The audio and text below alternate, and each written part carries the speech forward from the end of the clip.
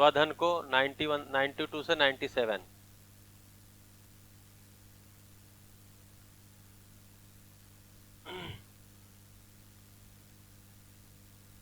95, 92 to 95,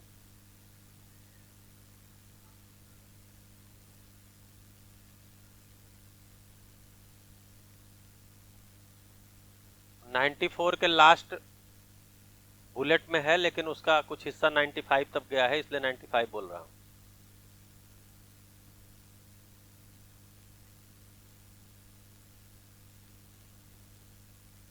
तो chapter इसलिए बता दिए हैं कि अब ये वाली चर्चा को क्लोज कर देते हैं। लॉक लॉक किया जाए। चलिए, लॉक तो कुछ होता नहीं है, हम एक्सप्लोर कर रहे हैं। हैप्पीनेस का जो हम लोगों ने तरीका निकाला है वो 3E पर चलता है, वो एक्सप्लोर, एक्सपीरियंस एंड एक्सप्रेस। तो कहानियां सुनाते हैं, गतिविधियां कराते हैं जिससे उनके अंदर एक्सप्लोरेशन शुरू हो जाए, एक्सप्लोर करें। एक्सप्रेस, फिर जो उनको घर के लिए टास्क देते हैं, वो जो बातचीत करके आते हैं तो अपने एक्सपीरियंस लेके आते हैं। फिर हम उनको बोलने का खूब मौका देते हैं और शनिवार को तो पूरा ही मौका दे देते हैं। 3rd to 8th शनिवार एक्सप्रेशन डे है। उस दिन बच्चे केवल सत्र हम बना दिए हैं, प्रश्न रख देते हैं और सारे बच्चों को बोलना उस दिन जरूरी होता है, जिस मूल्य पे वो सेशन चल रहा है। ठीक है, तो वो मूल्य का नाम नहीं रखे हैं, बच्चों को बताना भी नहीं किस मूल्य पे चल रहा है, सत्र सीधे बने हुए हैं। टीचर्स हैंडबुक में तो मूल्य का नाम लिखा हुआ है, हर मूल्य पे आधारित 2 पेज का नोट भी दिया गया है। उसके बाद उस पे 6-7 सेशन दिए गए हैं, उसमें 4-5 प्रश्न है हर सेशन में। तो एक्सप्रेशन डे के दिन वो करना है। तो एक्सप्लोर, एक्सपीरियंस एंड एक्सप्रेस।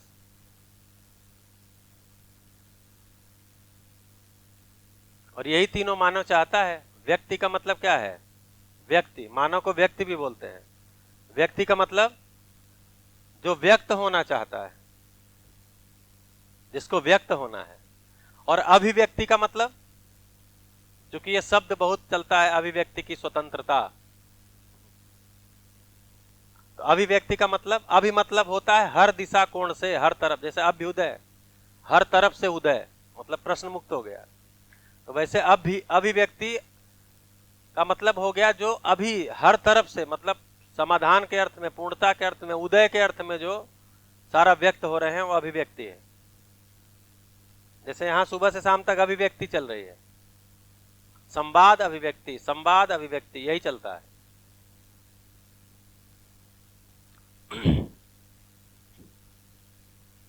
हाँ जी,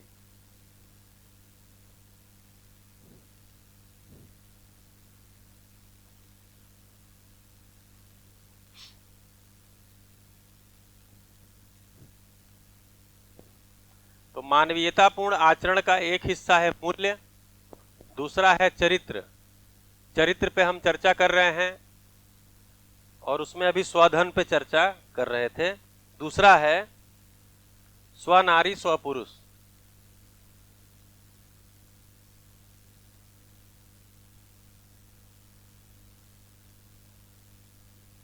ये बहुत तात्विक चीज नहीं है, ये जो हम समझ रहे हैं वही चीज है।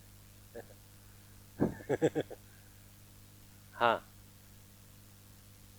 जिसको सभा में हम स्वनारी के रूप में स्वीकारे हैं, या जिसको सभा में हम स्वपुरुष के रूप में स्वीकारे हैं, तो उस पर टिके रहना, उस पर निष्ठान्वित रहना, ये चरित्र का हिस्सा है। और जब ये कहा जा रहा है तो ये मानसिकता की भी बात की जा रही है कि मानसिकता में क्या चल रहा है। अच्छा, ये ऐसा कहा जा रहा मतलब उपदेश नहीं दिया जा रहा है। आप देखिए इसका उल्टा होगा तो क्या होगा, पर नारी पर पुरुष हो जाए, सभी लोग को छूट होकर सब पर नारी पर पुरुष करेंगे। अब इससे समाज में व्यवस्था होगी, क्या व्यवस्था होगी? ठीक है, तो अव्यवस्था होगी, अपराध होगा। तो ये इसीलिए कहते हैं कि ये जो चरित्र वाला हिस्सा है, इसी को सामाजिक नियम भी कहते हैं। इसी का नाम सामाजिक नियम भी है। इससे कम में सामाजिकता ही नहीं होगी, असामाजिकता उल्टा हो जाएगी। स्वधन से अलग हटिए, परधन, इतना चर्चा क्यों करना पड़ा? क्योंकि जब इतना माहौल बनने के बाद स्वधन की चर्चा हो रही है तो हम अपने अपने धन को जांच रहे हैं, हमारा वाला कौन सा है, स्वधन है कि नहीं है। हाँ, देखिए नहीं है, हम पूछ थोड़ी रहे हैं आपसे। ठीक है, तो हम अपना अपना वाला जांच रहे हैं फटाफट फटाफट फटाफट। तो हमको लग रहा है स्वधन होगा कि नहीं होगा। तो पूरा मुद्दा कहाँ है कि मानवीय परंपरा में जब 10 सोपानी व्यवस्था, परिवार मूलक स्वराज व्यवस्था होगी तो उसमें परधन की जगह ही नहीं है।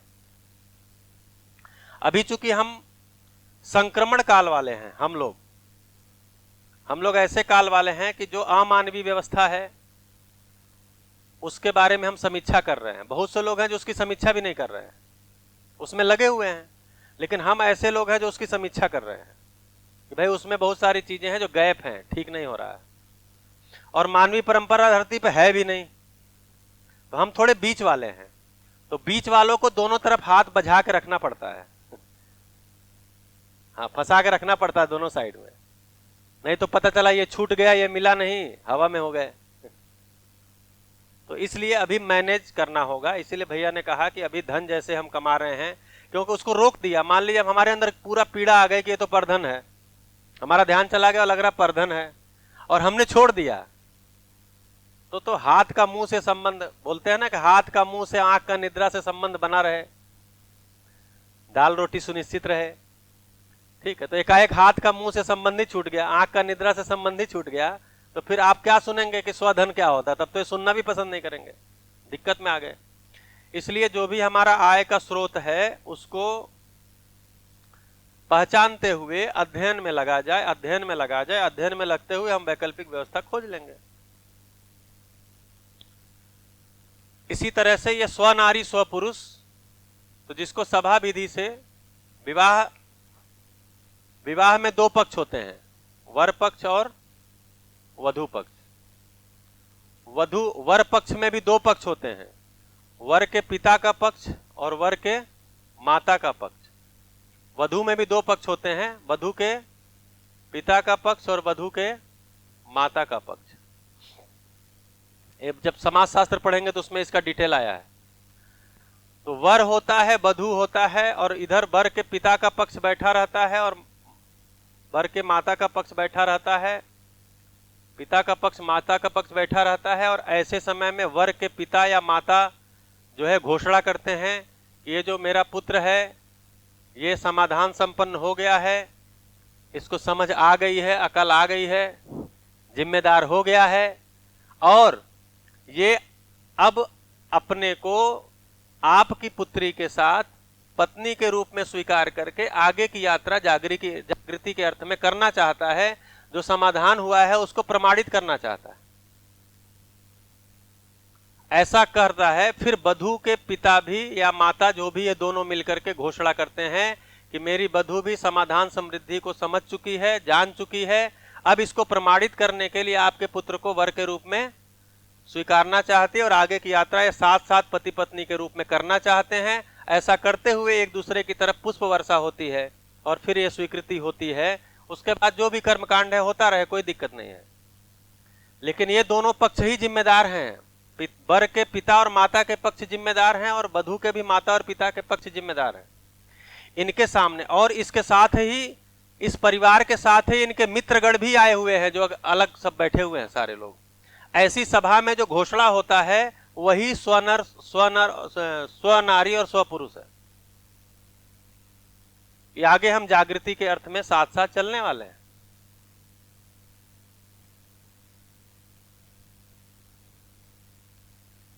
और ये संबंध ऐसा संबंध है कि इसमें जरा सा भी ट्रांसपेरेंसी का अभाव है तो नहीं चलता, बाकी के में तो मैनेज हो जाएगा। ये संबंध ऐसा है कि जिसमें भौतिक रूप से भी लंबे समय तक साथ रहना है, शरीर रूप में भी। माता पिता ये एक समय के बाद शरीर रूप में साथ नहीं रहेंगे, या आप कहीं कमाने धमाने चले गए तो भी नहीं रहेंगे, या वो पहले दुनिया में आए हैं तो आयु के अनुसार पहले जा सकते हैं। भाई बहन तो एक समय के बाद वो अपना अपना घर बसाते हैं, ठीक है। लेकिन ये पति पत्नी संबंध ऐसा संबंध है जो कि लंबे समय तक साथ साथ भौतिक रूप से भी रहने वाला संबंध, शरीर रूप में भी। अगर यहां पर थोड़ा अपारदर्शिता है तो ये वैसे तो संबंध का मतलब ही पारदर्शिता होता है। संपर्क और संबंध में क्या अंतर है?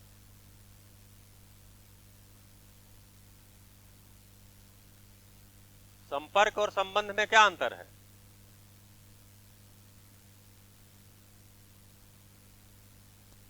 हाँ, संबंध में अपेक्षाएं निश्चित होती हैं, संपर्क में निश्चित नहीं होती हैं। यानी संबंध ऐसे को कह रहे हैं जो वेल डिफाइंड है, जहां अपेक्षाएं निश्चित हैं। यानी आप अपने संबंधी के हर पक्ष को, हर पहलू को जान रहे हैं, संबंधी आपके हर पक्ष और पहलू को जान रहा है। संपर्क में ऐसा नहीं होता है। हम ट्रेन में चलते चलते किसी से बातचीत हो गई तो संबंधी नहीं हो गया, उसके हर पक्ष हर पहलू को हम नहीं जान रहे हैं, तो वहां पर पारदर्शिता पूरी नहीं रहती है। लेकिन संबंध का मतलब ही जहां पारदर्शिता। लेकिन अगर सारे संबंध को हम पारदर्शी रूप में नहीं जी पा रहे हैं, तो कम से कम एक शरीर यात्रा में जब हमको ये सूचना मिल चुकी है, तो कोई एक संबंध तो हमको 100% पारदर्शिता के साथ जीना पड़ेगा, अगर हमको अभ्यास करना है तो।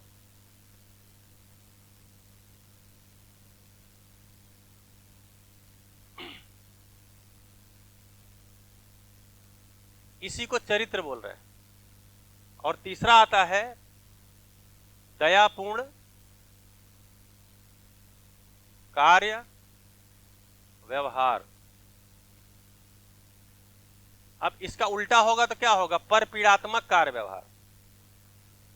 तो परपीड़ात्मक कार्य व्यवहार अव्यवस्था है, दयापूर्ण कार्य व्यवहार व्यवस्था है, इसीलिए इसको सामाजिक नियम कहा है। अच्छा, वो स्टिकर नहीं है। यहां एक लगा था कि जीने दो और जियो, ये सूत्र तो इसमें जैसे जियो और जीने दो चलता है जैन समाज में एक सूत्र, तो उसके पीछे का उनका व्याख्या क्या है मतलब मैं नहीं सुना हूं, लेकिन बाबा जी ने कहा है जीने दो और जियो। जीने दो और जियो का मतलब ये हुआ, उसी को दयापूर्ण कार्य व्यवहार कर रहे हैं।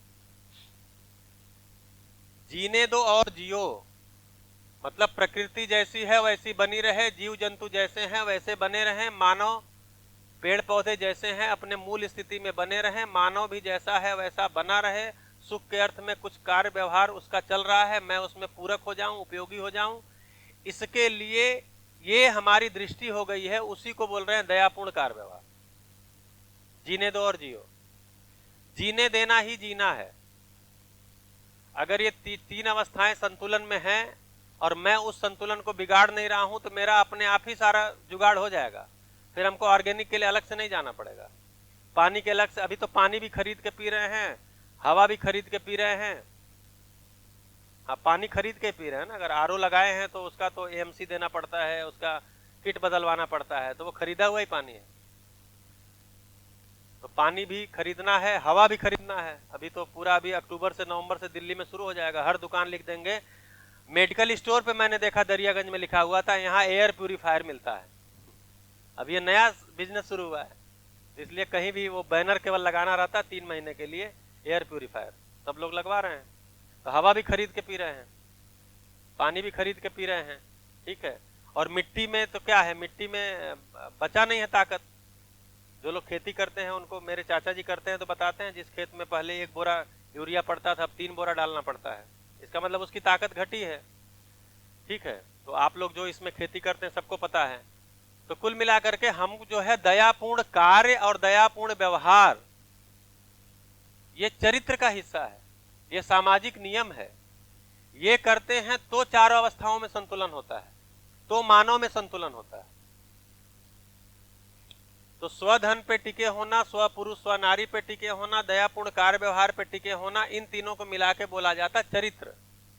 ये तीनों है तो मैं चरित्रवान हूं, और इसके लिए कहीं बाहर नहीं जाना है, ये मेरा ही अपना जुगाड़ है, मेरी ही मानसिकता है, ये मेरी मानसिकता की चीजें हैं, ये तीनों मानसिकता है। ये सारा स्वधन क्या है? करना है या मानसिकता है? मानसिकता है। मानसिकता है तो करना है। अगर हमारी मानसिकता नहीं है, अगर हम ये सारा कर रहे हैं, हम खेती कर रहे हैं, ऑर्गेनिक खेती कर रहे हैं, हम गौशाला खोले हैं, हम बढ़िया देसी गाय, शुद्ध देसी गाय रख के गाय पाल रहे हैं, हम कार्यशाला ऐसा बनाए हैं कि ऑर्गेनिक चीजों का उसमें उत्पादन कर रहे हैं, लेकिन मानसिकता अगर हमारी ठीक नहीं है तो क्या करेंगे? हम ऑर्गेनिक का उटपटांग दाम लगाएंगे ये दूध का उटपटांग दाम लगाएंगे, जैसे अभी भैया कह रहे थे, हम कार्यशाला में उत्पादित चीजों का उटपटांग दाम लगाएंगे। तो फिर क्या होगा? मानसिकता लाभोन्माद वाली है और काम हम ऑर्गेनिक कर रहे हैं सारा। तो सही मूल्यांकन नहीं कर पा रहे। तो सारा मुद्दा मानसिकता का है। स्वधन मानसिकता, स्वनारी स्वपुरुष मानसिकता, दयापूर्ण कार्य व्यवहार मानसिकता। ये मानसिकता है तो ये होता है। मानसिकता दयापूर्ण है तो कार्य व्यवहार दयापूर्ण होता है। मानसिकता दयापूर्ण नहीं है तो फिर संवेदनशीलता भी दिखाने वाली बहुत सारी संवेदनशीलता होती है। पेपर में फोटो छपवाने के लिए भी बहुत सारी संवेदनशीलता होती है। हाँ, तो इसलिए मानसिकता वाला ही मेन मामला है मुख्य। जी, अब साथ में क्या लाना है सबके पास? हाथ में कैमरा, पॉकेट में कैमरा ही है। अभी तो पॉकेट में बैंक है, पॉकेट में कैमरा है, सब चीज पॉकेट में ही है। तो ये तीन चीजों को मिला करके बोलते हैं चरित्र, और ये मानवीयतापूर्ण आचरण का हिस्सा है। अगला आता है मानवीयतापूर्ण आचरण में नैतिकता। तो अभी बहुत सारे शिविर में जब इसको बता रहे होते हैं और नैतिकता लिखते हैं तो बोलते हैं नैतिकता तो आपने बताया, यही तो नैतिकता है कि नहीं? अभी प्रचलन में तो इसी को नैतिकता बोलते हैं।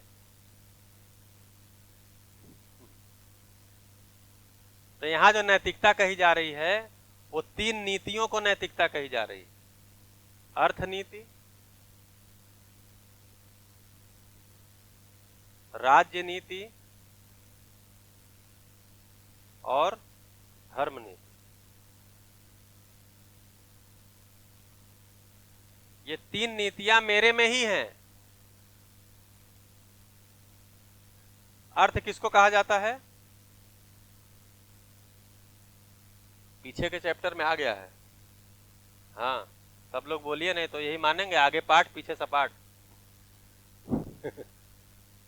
बाबा जी का ये शब्द है, ऐसे बोलते थे हम लोगों को कि अगर कुछ पीछे पढ़ लिया है और उसका प्रश्न आज करते थे तो बोलते थे वो पढ़ लिए ना, याद कुछ ध्यान नहीं है, आगे पाठ पीछे सपाट। तो तन मन धन ही अर्थ है। तन मन धन ही अर्थ है। यहां दर्शन में इन्हीं तीन को अर्थ बोला है। धन का मतलब, धन का मतलब साधन, ठीक है? क्योंकि अभी स्वधन पे चर्चा करते समय, सब चर्चा करते समय निकल के आया कि असल में साधन ही, वस्तु ही धन है। प्रतीक धन नहीं होता। प्रतीक से हम कुछ ले आते हैं, वही धन है। प्रतीक केवल इस बात की मतलब हमको सहज करता है कि हमको आवश्यकता अनुसार सामान, साधन मिल जाएगा। तो अर्थनीति का मतलब यह हुआ कि तन मन धन का ही सदुपयोग, संरक्षण होना है, ऐसा नीति होना अर्थनीति है। अब इसका संरक्षण कैसे होगा, इसके लिए जो कुछ करते हैं वो राज्य नीति है। इसका सदुपयोग कैसे होगा, इसके लिए जो कुछ भी नीति है वो धर्म नीति है। तो अगर इसी को हम अपने से लेकर के व्यवस्था की तरफ लेकर के जाते हैं तो राज्य नीति और धर्म नीति, तो राज्य गद्दी और धर्म गद्दी को क्या करना है? तो राज्य गद्दी को करना है कि हर मानव के तन का सुरक्षा हो, संरक्षण हो, हर मानव के मन का संरक्षण हो, यानी जीवन ज्ञान भी हो, सुख के लिए, सुख निरंतर सुख चाहता है तो वैसी व्यवस्था, वैसा इंतजाम शिक्षा में हो। धन का संरक्षण क्या है कि प्राकृतिक जो ऐश्वर्य है उसका संरक्षण हो, और इसके लिए भाव हो। नहीं तो अभी क्या होता है कि पहले प्रदूषण नियंत्रण था, मंत्रालय है, प्रदूषण नियंत्रण बोर्ड है, अब एनजीटी बन गया, नेशनल ग्रीन ट्रिब्यूनल। तो अभी क्या होता है, एक के ऊपर एक, एक के ऊपर एक, एक के ऊपर एक अधिकारी बैठाए जाते हैं, नया नया ट्रिब्यूनल बनता है। तो भाव क्यों ऐसा नया नया बनाना पड़ता है? क्योंकि वो भाव नहीं है, मतलब मानसिकता में वो नहीं है। जिनको भी हमने बैठाया उनके मानसिकता में नहीं है, तो उनके जांच के लिए ऊपर से एक बिठाते हैं, और जांच वाला आया उसकी भी मानसिकता में नहीं है। तो पहले अकेले खाता था, अब दोनों मिल के बांटते हैं। फिर तो फिर थोड़ा जो लोग मतलब उससे प्रभावित हैं उनके उनके ऊपर टैक्स बढ़ जाता है। हम लोग जब टीचर्स ट्रेनिंग कर रहे थे तो सिद्धार्थनगर एक जिला है, वहाँ पे टीचर्स ट्रेनिंग कर रहे थे, तो बस्ती के टीचर्स आए थे, महाराजगंज के टीचर्स आए थे, तो खाना ठीक नहीं मिल रहा था, थोड़ा खाना खराब मिल रहा था सरकारी सिस्टम में। तो वो लोग काफी हंगामा किए, और इतना हंगामा किए कि वहाँ के डीएम उस समय थे, वो एमबीबीएस करके वो डीएम आईएएस परीक्षा निकाले थे, तो डॉक्टर भी थे वो। तो उनको फैक्स किया इन लोगों ने, पहले फैक्स ही होता था, फैक्स कर दिया। कुछ उसमें नेता टाइप लोग थे तो उन्होंने फैक्स कर दिया कि यहाँ डाइट में और ऐसा ऐसा हो रहा है और खाना ठीक नहीं मिल रहा, बजट इतना है और खाना ऐसा खराब मिल रहा है। तो उन्होंने क्या किया कि वहां के एसडीएम को जांच के लिए भेज दिया। एसडीएम आए जांच के लिए, मतलब मैं वहां ट्रेनर के रूप में था इसलिए मैं सही घटना बता रहा हूँ। एसडीएम वहां जांच के लिए आए, और आए जांच वांच किए, और प्रिंसिपल को जो है वो बोले ओले सब किए हुए, और फिर चले गए। उनके जाने के बाद खाने की क्वालिटी और खराब हो गई। तो लोगों ने जाके कहा कि सर ये तो लोगों ने कंप्लेन किया था कि ये खाना और ठीक होगा और लोग आएंगे जांच करेंगे। बोले इन लोगों को समझ ही नहीं, अकल ही नहीं है। अरे जब कोई जांच के लिए आएगा तो इसका मतलब है अब उसको भी हिस्सा देना है, तो कहां से देंगे? तो इसमें और कटौती करना पड़ता है। यही सच्चाई है। तो सच्ची घटना बता ही रहे हैं हम, झूठ बता ही नहीं रहे। मेरे सामने की घटी हुई घटना है सन 2003-2 की। तो ये जो राज्य नीति है, तो राजनीति में अगर राजनीति में तन का, मन का, धन का, प्राकृतिक संसाधन का, प्राकृतिक ऐश्वर्य का संरक्षण, उसके लिए मंत्रालय, उसके लिए ट्रिब्यूनल, उसके लिए और ट्रिब्यूनल, उसके लिए और ऊपर इतना ज्यादा अधिकारी बिठा देते हैं हो गया। क्योंकि किसी को यह नहीं लगता है कि शिक्षा पे काम करना है। जिसको भी बात करिए तो उनको लगता है कि शिक्षा में कुछ करना है, ये नहीं लगता है। उनको लगता है निरीक्षण तगड़े से करना है, इंस्पेक्टर अच्छे बिठाने हैं, डिजिटल कुछ सिस्टम डेवलप करना है जिससे कि अच्छे से निरीक्षण हो, कोई ऑनलाइन प्लेटफॉर्म डेवलप करना है, कोई टेक्नोलॉजी का ऐसा उपयोग करना है जिससे कि और तगड़े से निरीक्षण हो। उनको स्वीकार ही नहीं होता कि ये शिक्षा ठीक होने से आने वाले 50 साल में ठीक होगा। नहीं, इससे कुछ नहीं होगा शिक्षा से। इनके ऊपर तो डंडा और ऊपर डंडा और ऊपर डंडा बैठाना पड़ेगा, और जितने लोगों के पास डंडा है तो फिर उस डंडे के दम पे वसूलते हैं। इसलिए राजनीति जो है, अगर राजगद्दी का काम ही है राजनीति करना, राज्य के लिए नीति बनाना। और राज्य में नीति क्या है? तन मन। राज्य में कौन है? मानव है और प्रकृति है। तो मानव के तन मन की सुरक्षा और प्राकृतिक ऐश्वर्य की सुरक्षा। एक आदमी को देखते हैं, मैं हूं तो मेरे लिए राजनीति क्या है कि मैं तन मन और अपने जो संसाधन है उनका सुरक्षा करूं। ये मेरी मानसिकता में है, तब मैं नैतिक हूं। नीति को मानने वाला नैतिक होता है। धर्म गद्दी का क्या कार्य है? ये इन तीनों का सदुपयोगात्मक कार्यक्रम, सदुपयोगात्मक प्रसार, ये धर्म गद्दी का काम है। हाँ,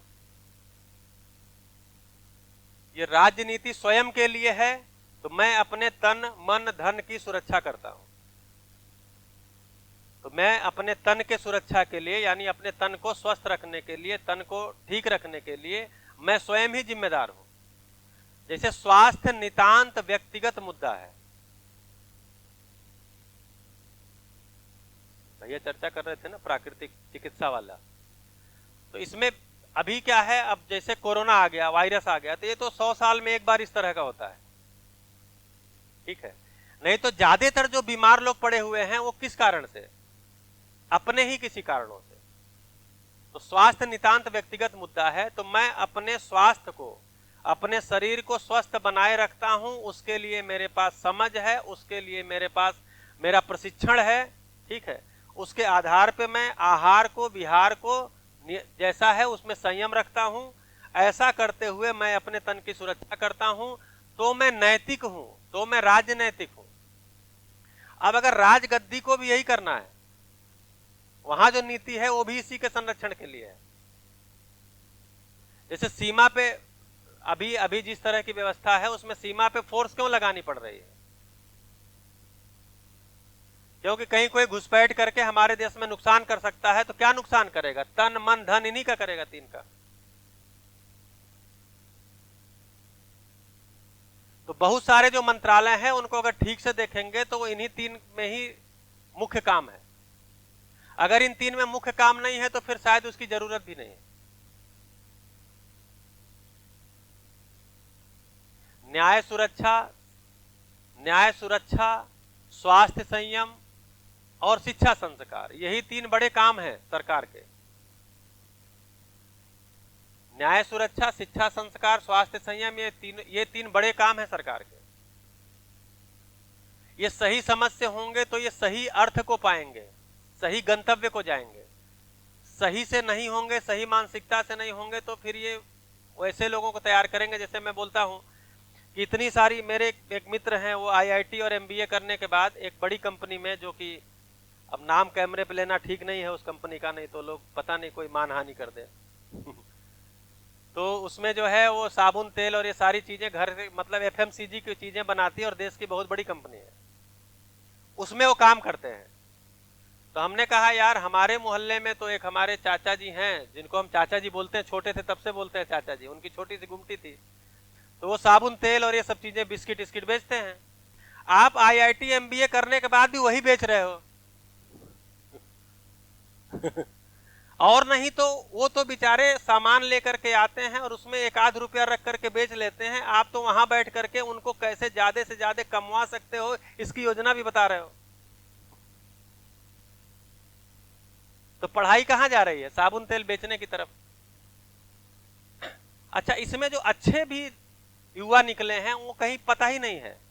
मैं एमएससी में पढ़ता था, नहीं, जब मैं नौकरी में था 2007-8 में, एक युवा आईआईएम अहमदाबाद में, जो सबसे टॉप आईआईएम माना जाता है, आज के डेट में क्या है नहीं पता है, लेकिन माना जाता था, तो वहां का टॉपर जो है वो बैठा कंपनी के प्लेसमेंट के समय, जो कंपनी आई थी, और उसको उस समय में 3 करोड़ या 4 करोड़ का पैकेज ऑफर हुआ था।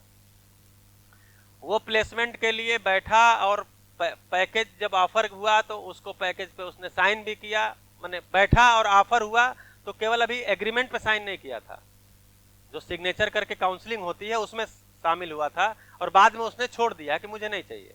तो कंपनी ने बोला कि भाई आप बैठे ही क्यों, कम पड़ रहा तो बताओ और दे देंगे, आप इसमें बैठे क्यों? बोले देखिए, मैं एमबीए इसलिए नहीं किया हूं कि मैं आपके यहाँ आकर के काम करूंगा। मैं बिहार का नालंदा का रहने वाला हूं और वहां जो सब्जी उत्पादन में काफी रिच एरिया है, वो पटना के आसपास का जो एरिया है, लेकिन सब्जी उत्पादक बहुत परेशान है। मैं बचपन से देखा हूं, मैं भी सब्जी उत्पादक के ही परिवार का हूं। मैं जो अपने प्रबंधकीय कौशल जो मैंने यहाँ पे सीखा है, जिसमें समाज का, देश का, मेरे परिवार का भी पैसा लगा है। अगर समाज का, देश का लगा है तो भी हमारा ही आपका लगा है, क्योंकि सरकार कोई खेती तो करती नहीं है कि बेच के पैसा लाती है, वो हम ही आपसे लेती है। अब आज पता चल रहा है ना, आटा पे टैक्स और इस पे टैक्स। जब मैं पिछले साल जब टीका शुरू हुआ और बोले सरकार तो फ्री में टीका लगवा रही है, हमने कहा बाद में वसूलेगी, घबराइएगा मत सरकार कुछ भी फ्री में नहीं देती, ठीक है, कहीं न कहीं से लेती है। तो बोले कि वो जो समाज का, सरकार का, मेरे घर का, परिवार का पैसा लगा है, उसका उपयोग करके मैं वहां के सब्जी किसानों को समृद्ध करूंगा, उनके प्रोडक्ट को मैं इंटरनेशनल मार्केट बना दूंगा, मैं इसके लिए कर रहा था। तो बोले फिर बैठे क्यों यहाँ पर? बोले अगर इसमें नहीं बैठता और ये पैकेज ऑफर नहीं होता और मैं गांव चला जाता तो सारे लोग बोलते लगता है वहां ठीक से पढ़ाई नहीं किया था, काम लायक नहीं था इसलिए छोड़ के चला आया, इसको कुछ मिला नहीं। इसलिए मैं बैठा हूं। ये खबर छपी थी बड़ी, अब उसका नाम भी बताते हैं, आप गूगल में खोजेंगे, कौशल कुमार नाम है। आज उसकी कंपनी 850 करोड़ की है, जो उसने वहां पर किसानों का सहकारी समिति बनाया हुआ है, काम कर रहा है। आज उसी काम में वो निष्ठापूर्वक कर रहा होगा। कौशल कुमार नाम है, आप कभी ढूंढेंगे कौशल कुमार नालंदा या पटना करके, तो वो बड़ी मतलब अब ये क्या चीज हुआ, अपनी जो पढ़ाई हुई है उसका सदुपयोग किस रूप में हमको करना है। तो जब शिक्षा में किसी, ये तो उसकी अपनी प्रेरणा थी, या हो सकता है किसी टीचर ने उनको प्रेरणा दिया हो, लेकिन ये जनरलाइज नहीं है, सभी में नहीं हो रहा है, इसका मतलब इसकी परंपरा नहीं हो रही, ठीक है। तो कुल मिलाकर के तन मन धन की सुरक्षा हो और तन मन धन का सदुपयोग हो।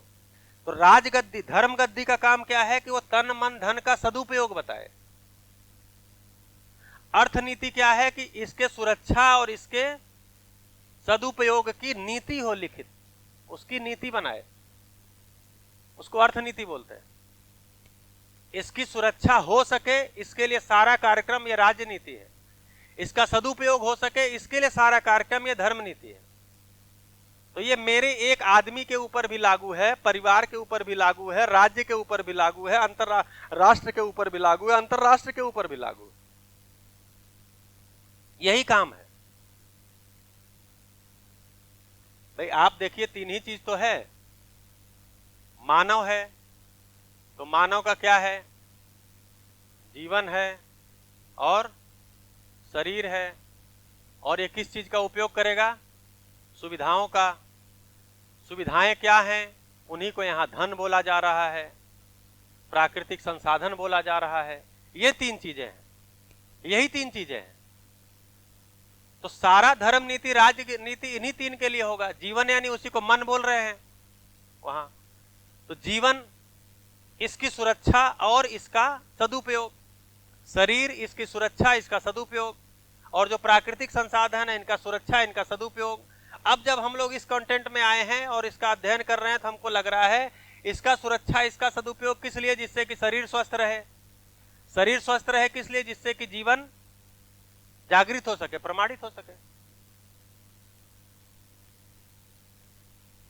इसलिए इन तीनों को मिला करके बोलते हैं नैतिकता, और इसको बोलते हैं चरित्र और मूल्य की चर्चा हुआ। तो मूल्य, चरित्र और नैतिकता से युक्त मानव ही मानवीयतापूर्ण आचरण से युक्त मानव होगा, जब भी होगा। मैं भी जब भी मानवीयतापूर्ण, जिसको मानवीयतापूर्ण मानव, इसमें किताब में बार बार आएगा मानवीयतापूर्ण मानव, मानवीयतापूर्ण मानव। तो जब ही आएगा मानवीयतापूर्ण मानव तो उसका मतलब यही है कि वो मूल्य, चरित्र, नैतिकता से संपन्न होगा। यानी उसके अंदर ही अर्थनीति, राजनीति, धर्म नीति होगी। वो स्वधन, स्वनारी, स्वपुरुष, दयापूर्ण कार्य व्यवहार वाला होगा, और वो संबंध में मूल्यों का निर्वाह करते हुए मानव मूल्य और जीवन लक्ष्य को, जीवन मूल्य को प्राप्त करने वाला। जिससे कि मानव लक्ष्य, जो मानव लक्ष्य कहते हैं तो किस चीज को कहते हैं, समाधान। समाधान बराबर सुख, समृद्धि बराबर शांति, बराबर संतोष, सह अस्तित्व।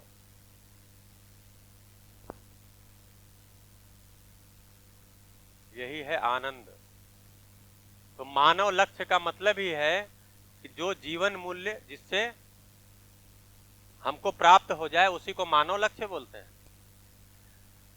मैं समाधान से युक्त हूं तो सुखी हूं। मेरे परिवार में अभाव का अभाव है, जितनी मेरे परिवार की जरूरतें उतना सामान भी है, सभी समझदार हो गए हैं, तो उसी को बोलते हैं परिवार में शांति है। नहीं तो कलेश रहेगा।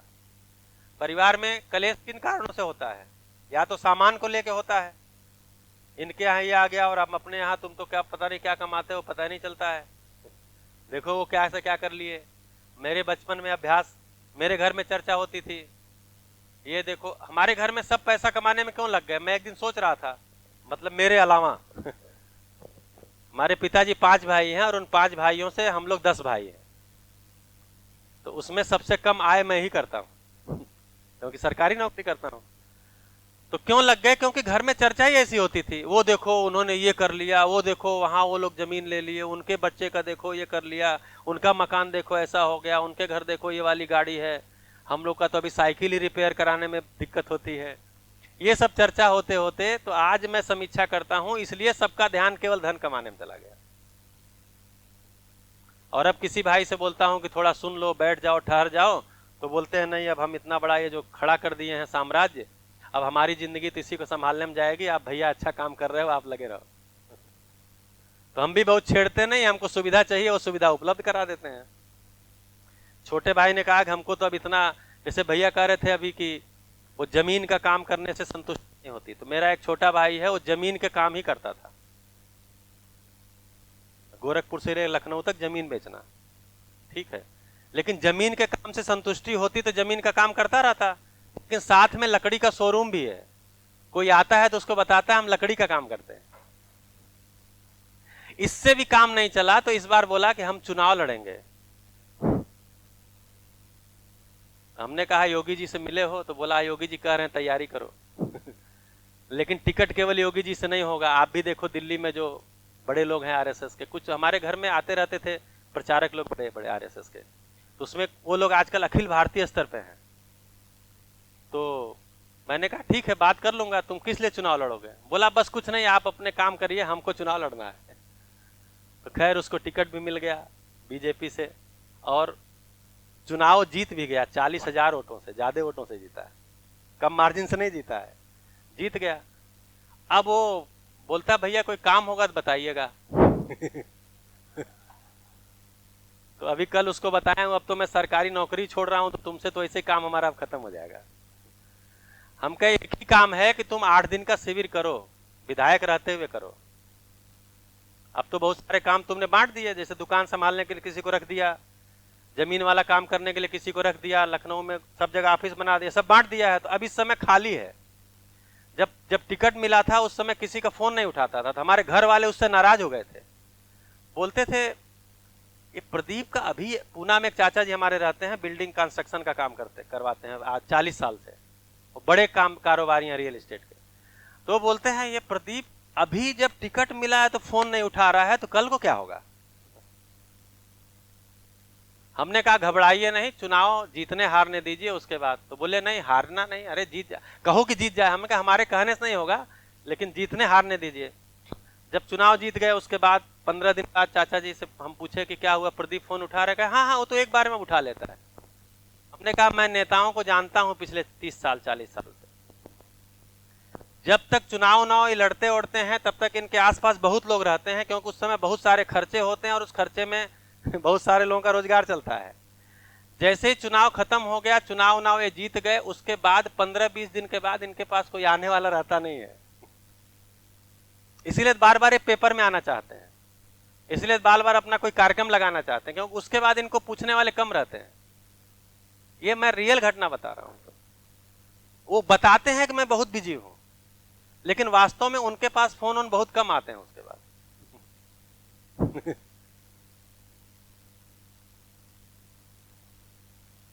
तो मैं उनसे कहता हूं, एक तो जर्मनी में है, फ्रांस में है, तो उसको कहता हूं कि भाई अब तुम इतना, चाचा जी ने इतना सारा काम कर लिया, इतना पैसा खड़ा कर दिया, सब कर दिया, तुम भी इतना कमा लिए, अब छोड़ो, अब आ जाओ कुछ और काम किया जाए, शिक्षा में काम किया जाए। तो बोलता भैया जानते नहीं है कि अगर किसी का एक किडनी आजकल खराब हो जाए तो उसको बदलवाने में कितना खर्चा लगता है। हमने कहा कितना लगेगा? बोला करोड़ों लगता है। हमने कहा तो हम लोग 10 भाई हैं, 10 की किडनी एक साथ थोड़ी खराब होगी। अरे किसी एक की खराब होगी, सब मिलकर बदलवाएंगे, बदल। बोला ये कौन सोचता है? हमने कहा यही तो मुद्दा है, यही मुद्दा है। हमारे पास धन कितना भी हो जाए, हम इसीलिए समृद्धि वस्तु का मुद्दा है ही नहीं, संबंध का मुद्दा है। हमारे पास सामान सारा हो गया है, इससे हम समृद्ध नहीं होंगे। ये संबंध का मुद्दा, संबंध में जितनी हमारी आश्वस्ति होगी उतना हम समृद्ध होते हैं। संबंध में आश्वस्ति नहीं है, यही सबसे बड़ा मुद्दा है। सामान आपके पास कितना हो गया, पैसा कितना हो गया, वो मुद्दा ही नहीं है। संबंध में आश्वस्ति नहीं है, इसलिए इंश्योरेंस है। इंश्योरेंस किस लिए है? संबंध में आश्वस्ति नहीं है तो इंश्योरेंस है।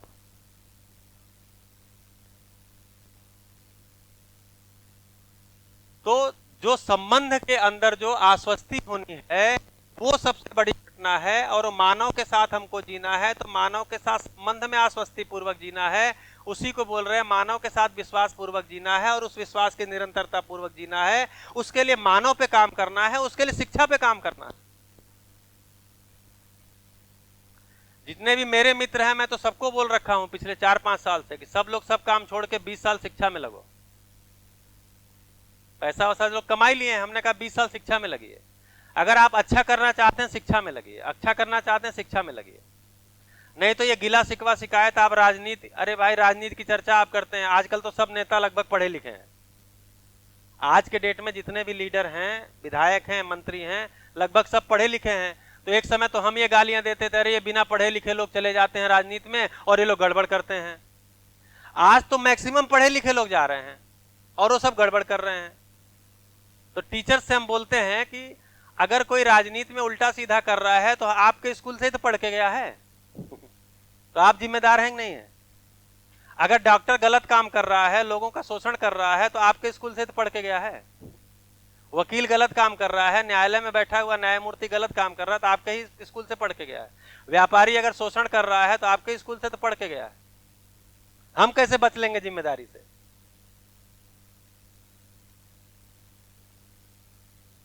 तो संबंध में आश्वस्ति के लिए शिक्षा में काम होता है। तो संबंध में, तो मानव पे शिक्षा में काम होगा तो किस पे काम होगा? इन्हीं तीन पे काम होगा, जीवन पे होगा, शरीर पे होगा, प्राकृतिक संसाधन पे होगा। और ये प्राकृतिक संसाधन की औकात क्या पकड़ में आएगी? इसको क्यों ठीक रहना है? क्योंकि शरीर को स्वस्थ रहना है। शरीर को स्वस्थ रख के क्या करना है? तो जीवन पे काम होना है। जीवन पे काम होके क्या करना है? अरे उसी पे तो काम ही होना है, करना क्या है? उसी लिए तो ज्ञानावस्था है। तो ये फ्लो सेट होता है, तब पता चलता है ये नैतिकता कहां? जीवन में। चरित्र कहां? जीवन में। मूल्य कहां? जीवन में। तो मूल्य, चरित्र, नैतिकता कहां? जीवन में। तो मानवीयतापूर्ण आचरण का सॉफ्टवेयर कहां? जीवन में। हार्डवेयर कहां? शरीर के द्वारा।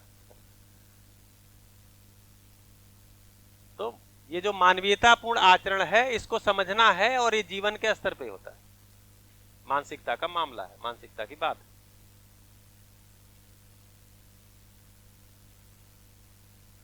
तो ये तीनों इसीलिए ज्ञान के पार्ट बोले हैं। क्या क्या? कौन कौन से तीन ज्ञान बोले अभी? हाँ, सहअस्तित्व दर्शन ज्ञान, जीवन ज्ञान, मानवीयतापूर्ण आचरण ज्ञान।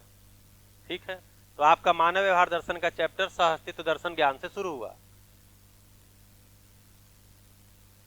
और जीवन ज्ञान पे जाकर के पूरा होगा। 18वां अध्याय पूरा का पूरा जीवन ज्ञान। सुख, शांति, संतोष, आनंद उसका नाम ही है। और बीच में सारा आचरण वाला, मानव सहज प्रयोजन से चलते हुए क्लेश मुक्ति, मानव। अब हम लोग पोषण, संरक्षण, पोषण और शोषण 16वां अध्याय, और उसके बाद रहस्य मुक्ति, और फिर 18वें पे जाके सुख, शांति, संतोष, आनंद। तो ये ज्ञान का पार्ट है। बताइए, मुझे इतनी की जिम्मेदारी मिली थी कि मानवीयतापूर्ण आचरण का जो है हिस्सा यहां पर रखना है, शिविर मोड में रखना है। किताब को आधार बना के अभी नहीं रखना है। जैसे किताब को आधार बनाने का मतलब क्या हुआ? पेज बाय पेज उसको पढ़ते जाएंगे और उस पे बात करते जाएंगे। तो ये किताब आधार में है। अभी क्या है, जो ये कंटेंट है, इसका फ्लो है। तो जब हम जैसे मूल्य को रखे, तो मूल्य को एक फ्लो में रखे पूरा, और धीरे धीरे धीरे करके कैसे वो कनेक्ट होता है उस कनेक्शन में रखे। अब आप किताब पढ़ेंगे तो किताब में आपको इस क्रम में नहीं दिखेगा, लेकिन वो पढ़ने में आ जाएगा, किताब पढ़ने में मजा आएगा। जैसे ये 92, ये पे किताब दीजिएगा। अच्छा है, इधर 92 से जो 95 नंबर पेज है,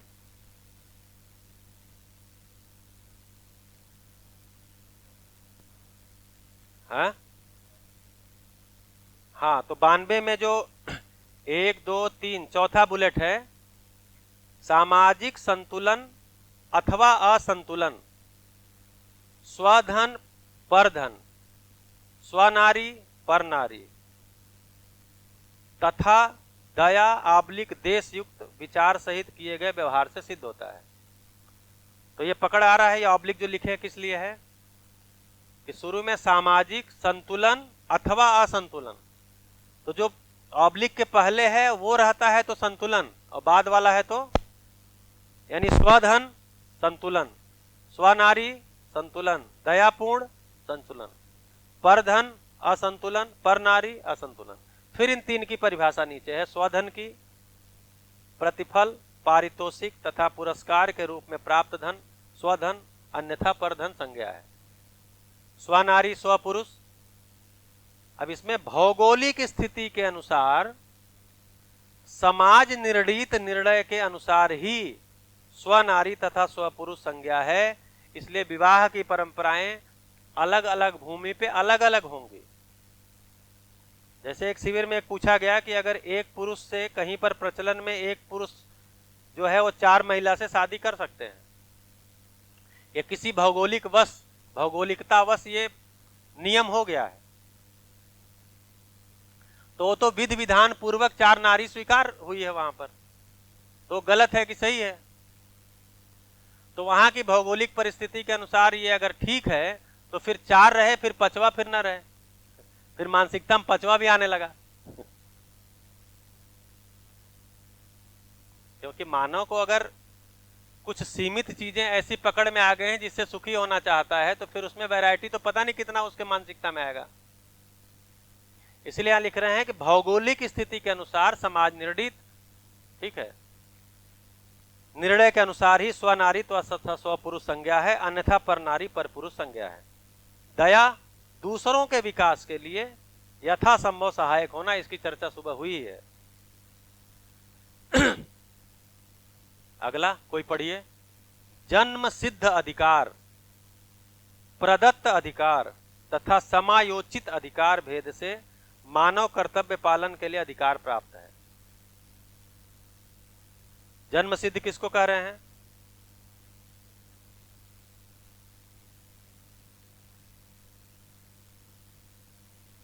अब यहां से संबंध शुरू हो रहा है, इसलिए मैं इस पेज को कह रहा था कि 92 से अगर इसको आपको कहीं नोट कर लें कि कभी भविष्य में पढ़ना हो, अभी तो आपको पूरी किताब पढ़नी है।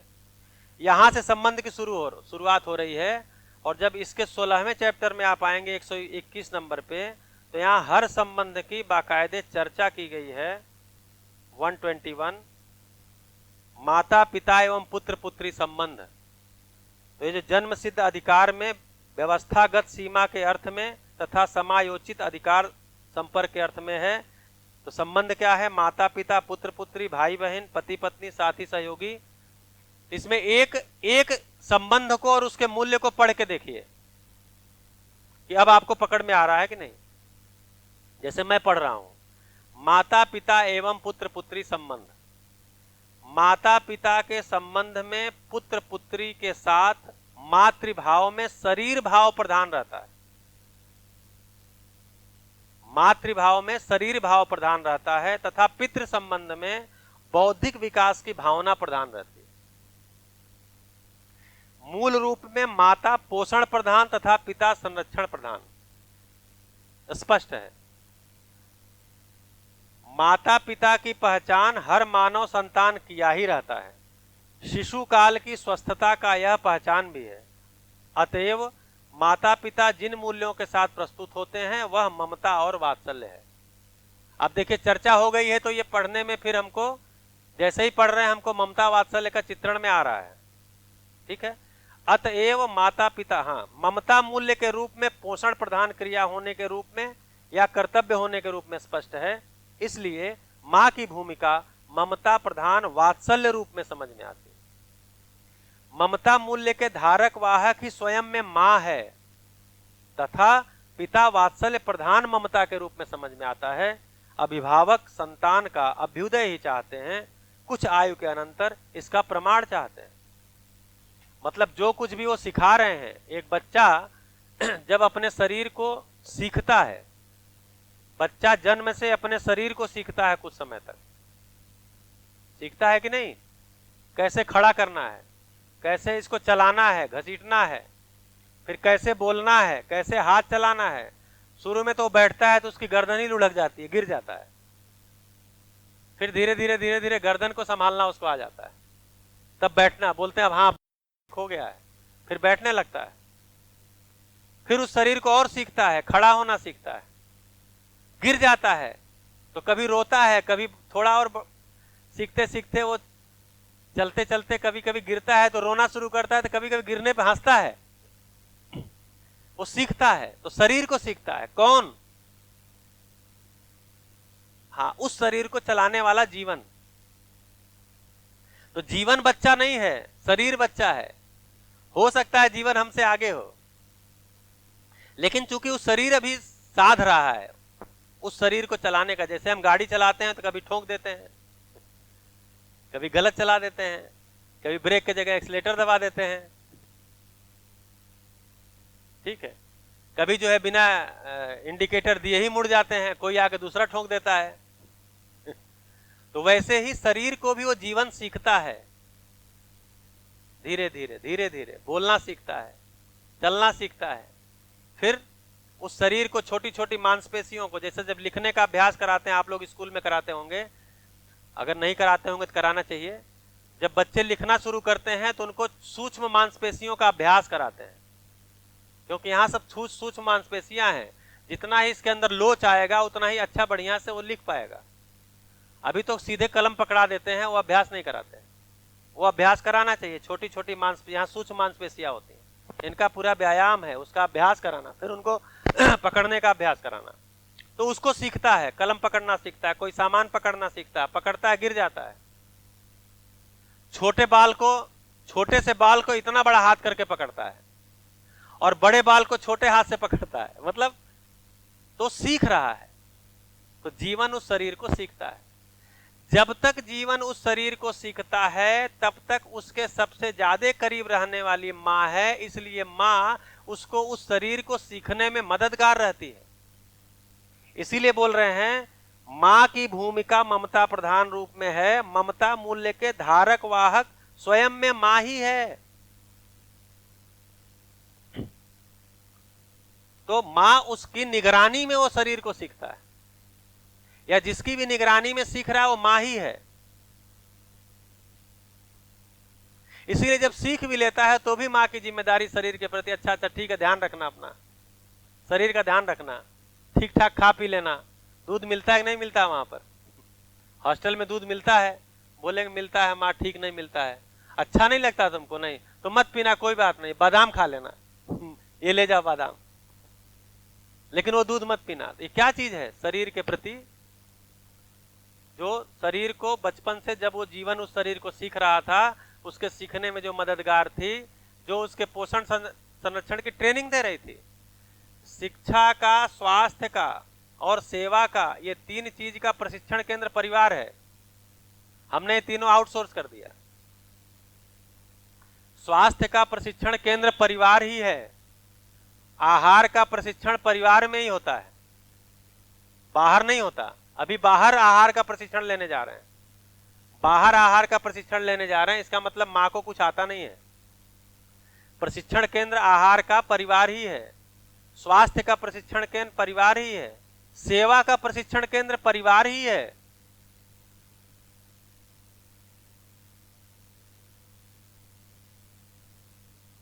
ये तीनों बंद है, इसलिए सब चीजों को आउटसोर्स करना पड़ रहा है हमको।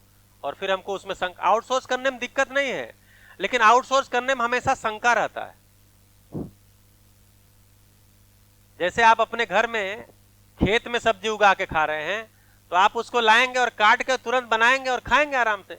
लेकिन बाजार से सब्जी लेने जाते हैं तो देखते हैं ये लौकी घिया जो है इतनी हरी है, इसमें चित्ती है, कहीं इंजेक्शन वाली तो नहीं है, कोई केमिकल का छिड़का हुआ तो नहीं है। अच्छा चलो ले चलते हैं, अब खाना ही है तो क्या करेंगे, तो वेजिटेबल प्यूरीफायर लो, आजकल वो भी आ रहा है ना, फ्रूट एंड वेजिटेबल प्यूरीफायर ही बोलते हैं, क्या बोलते हैं, वो लो, उसमें डालेंगे और उसमें से वो कुछ ऐसा केमिकल डाल ही देते हैं कि जब वो निकलता है तो आप कहते हैं देखो इतनी गंदगी थी इसमें। उसके बाद भी खाने में भय रहता है, क्यों? क्योंकि आउटसोर्स वाला है वो। तो इसी तरह से जो स्वास्थ्य सेवा शिक्षा वाला भी मामला है, वो भी जब, तो जो चीजें घर में होती, अभी तो पका सबसे बड़ा बिजनेस खाने का हो गया। अब घरों में खाना बनना भी बंद हो रहा धीरे धीरे। बटन दबाओ खाना आ गया, बटन दबाओ गाड़ी आ गई। हाँ बिल्कुल, सब लोग अपनी पीड़ा कहिए यहाँ पर।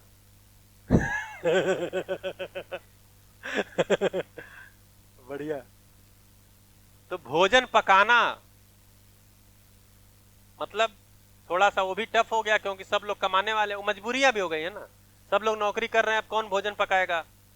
अच्छा, जो पकाने आएगा, पकाने वाला या पकाने वाली रख दो तो उसमें भी भरोसा नहीं है, कोई सामान न चोरी करके ले जाती हो, कोई कुछ गड़बड़ न कर देती हो, बर्तन पता नहीं ठीक से साफ करती है कि नहीं करती है, अब शंका। तो जितना जितना चीजों को आप आउटसोर्स करेंगे उतना उतना भय में आएंगे। आपको सुविधा तो मिलती जाएगी लेकिन भय में आएंगे। आज हम दूध खुल के नहीं पी सकते अगर अपनी गौशाला, अपनी गाय नहीं है। आज हम सब्जी खुल के नहीं खा सकते, आज हम अनाज खुल के नहीं खा सकते, आज हम फल खुल के नहीं खा सकते अगर अपने यहाँ का उत्पादन नहीं है। तो हम दवाई डर डर के खा रहे हैं क्योंकि उसके बारे में भी इतना बता दिया गया कि डॉक्टर इतनी सारी दवाइयां लिखते हैं, फालतू की दवाइयां लिखते हैं। डॉक्टर के पास, जिस डॉक्टर को बनने में 30 साल लगा था, एक डॉक्टर को तैयार होने में 27 साल 30 साल लगता है, और 27 साल 30 साल लगने में समाज का, परिवार का इतना पैसा लगता है। उसी डॉक्टर के पास जाके इलाज कराने में हमको भय होता है, हमको भय हो रहा है कि फालतू की जांच तो नहीं लिख दिया, फालतू दवा न दे दिया, उसका साइड इफेक्ट होगा, हमको नुकसान। तो हर चीज में भय है क्योंकि इन सारी चीजों को हमने आउटसोर्स कर दिया। तो जितना जितना हम सारा सेवा, सारा शिक्षा और सारा स्वास्थ्य की चीजों को आउटसोर्स करते हैं उतना उतना हम भय में आते हैं, निश्चिंतता में नहीं रहते। तो कोई गड़बड़ नहीं है, बाहर बन रहा है, आ जाएगा, लेकिन हमारे लिए गड़बड़ है।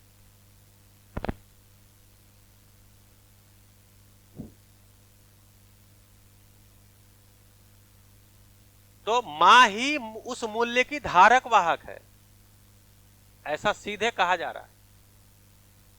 अब अगले जो इसका स्पष्टीकरण है उसमें पढ़िए। ये किताब पढ़ने का तो ढंग आप लोगों को, मतलब शुरू में, मतलब किताब पढ़ने का ढंग नहीं है, मैं नहीं कह रहा हूं हाँ, किसी को बुरा लग जाए तो अभी तो हमको आज रात में भी रहना है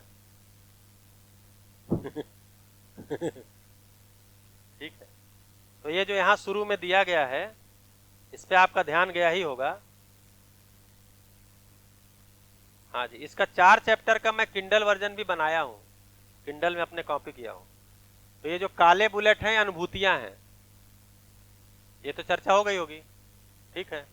फिर ये जो बड़ा वाला स्टार है विश्लेषण है। इसमें जो विश्लेषण कर रहे हैं इसका क्या कर रहे हैं, माता एवं पिता हर संतान से उनकी अवस्था के अनुरूप प्रत्याशा रखते हैं। अवस्था के अनुरूप मतलब आयु के अनुसार।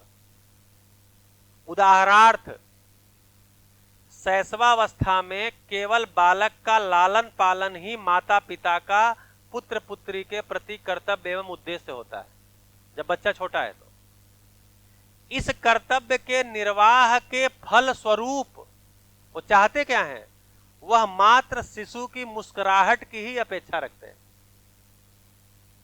छोटे बच्चे से इतनी अपेक्षा है। कौमार्यावस्था में किंचित शिक्षा एवं भाषा का परिमार्जन चाहते हैं।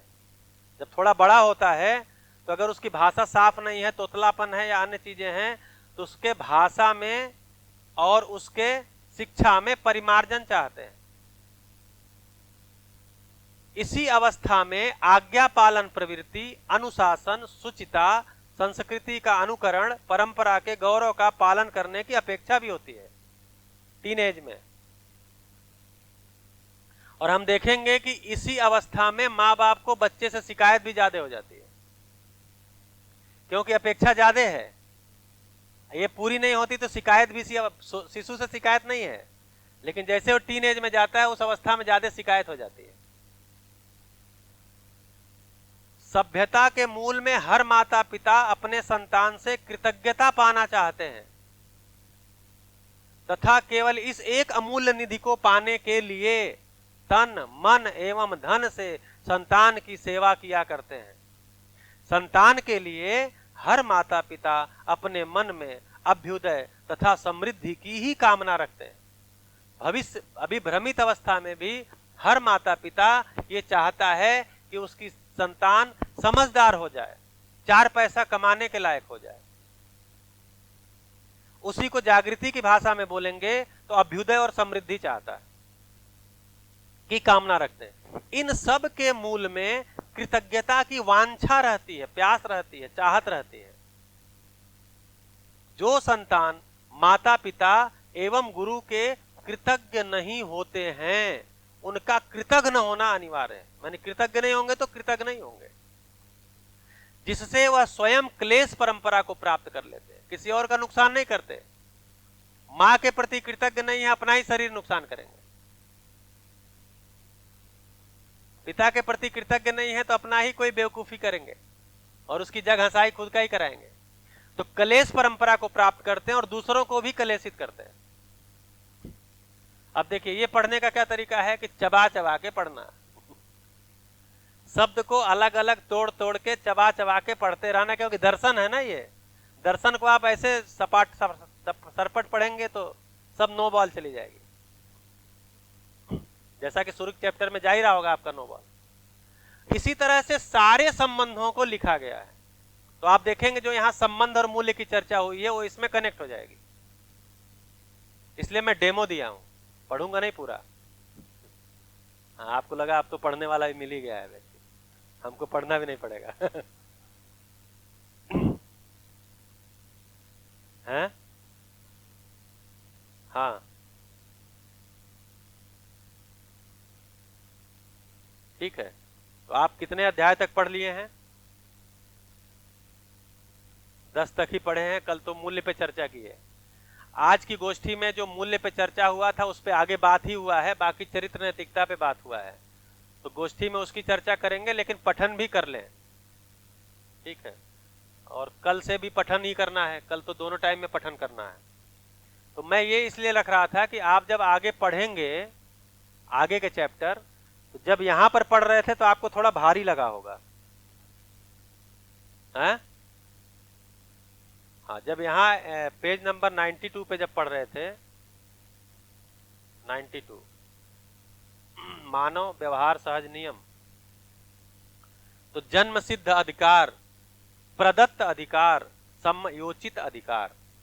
तो जन्म सिद्ध अधिकार संबंध के अर्थ में है, प्रदत्त अधिकार व्यवस्थागत सीमा में है, और समयोचित अधिकार संपर्क के अर्थ में है। तो जन्म सिद्ध, तो प्रदत्त अधिकार कुटुंब समाज तथा व्यवस्था दत्त भेद से है। कुटुंब दत्त अधिकार कुटुंब में कर्तव्य दायित्व का पालन, चरित्र संरक्षण, प्राण पोषण, अर्थोपार्जन के लक्ष्य से, लक्ष्य भेद से है। लक्ष्य भेद का मतलब हुआ कि ये जो लक्ष्य है, दायित्व का पालन, चरित्र संरक्षण, प्राण पोषण, वो अर्थोपार्जन, यही लक्ष्य है। इसमें जिस लक्ष्य के लिए आप करते हैं वही उसको बोल रहे हैं कि लक्ष्य भेद से है। तो जो लक्ष्य के लिए कर रहे हैं उस लक्ष्य के लिए है। समाज दत्त अधिकार, समाज दत्त कर्तव्यों के पालन, गरिमापूर्ण व्यक्तित्व एवं सार्थक शास्त्र प्रचार तथा सिद्धांतों के शोध के आशय में है। क्या हुआ? हिल रहा है। व्यवस्था दत्त अधिकार, व्यवस्था दत्त कर्तव्यों के पालन, शास्त्र सिद्धांतों का कुशलता, निपुणता, पांडित्य पूर्वक अध्ययन, व्यवहार व कर्माभ्यास में परिपूर्णता और अधिकार पूर्णता पूर्ण व्यक्तित्व पर निर्भर करता है, जिससे सफलता है, अन्यथा में असफलता है।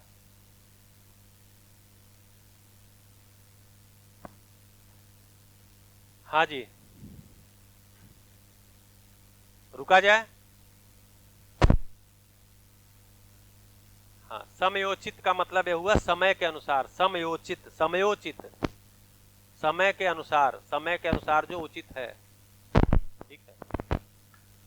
तो कल से लेकर के आज तक जितने शब्द आए हैं, तो मैं जैसे 2 दिन तक मूल्यों पे चर्चा, लगभग 1.5 दिन तक हुआ, पूरा दिन और आज का आधा दिन मूल्यों पे चर्चा हुआ, संबंध पे चर्चा हुआ। तो शिविर में इतना चर्चा नहीं होता है। शिविर में तो आधा दिन मिलता है, आधे दिन में मूल्य और संबंध दोनों रखने होते हैं, इसलिए 30 मूल्य की चर्चा शिविर में नहीं हो पाती है। मतलब मैं तो थोड़ा तेज गति से शिविर लेता हूं तो मुझसे भी नहीं हो पाती है। सोम भैया का तो छूट ही जाता है मूल्य वाला पार्ट, क्योंकि व्यापक और उसमें इतना ज्यादा चर्चा हो जाती है, इतना समय, फिर या तो 10 दिन का 11 दिन का शिविर हो। तो मूल्यों पर और संबंध पे चर्चा 1.5 दिन का समय जो है, आप चूंकि अध्ययन में है तो आपको शब्दों का बम्बार्डमेंट भी सहने की आपकी ताकत हो गई है। आपने ऐसे कवच धारण कर लिए हैं, नहीं तो जैसे ही 4-5 मूल्य रखिए शिविर में, आपके साथ भी हुआ होगा, स्नेह, विश्वास, सम्मान, कृतज्ञता, बोलते हैं बस बस बस बस, ये ज्यादा हो रहा है थोड़ा। तो इसलिए अब तो हम उससे ज्यादा बढ़ते भी नहीं है। 3-4 मूल्य को रख करके अगर अगला कोई बात आ गई है तो 1-2 मूल्य और रख देते हैं। 30 के 30 मूल्य किसी शिविर में नहीं आते। क्योंकि सहने की क्षमता नहीं होती ना, असहनीय हो जाता है। लेकिन यहां चूंकि एक फ्लो बना हुआ था, आप सबकी पात्रता बढ़ी हुई थी, इसलिए 30 मूल्य एक क्रम में रखा गया, और ये रखते हुए मुझे संतुष्टि है, और मुझे लगता है आपको भी संतुष्टि हुआ होगा।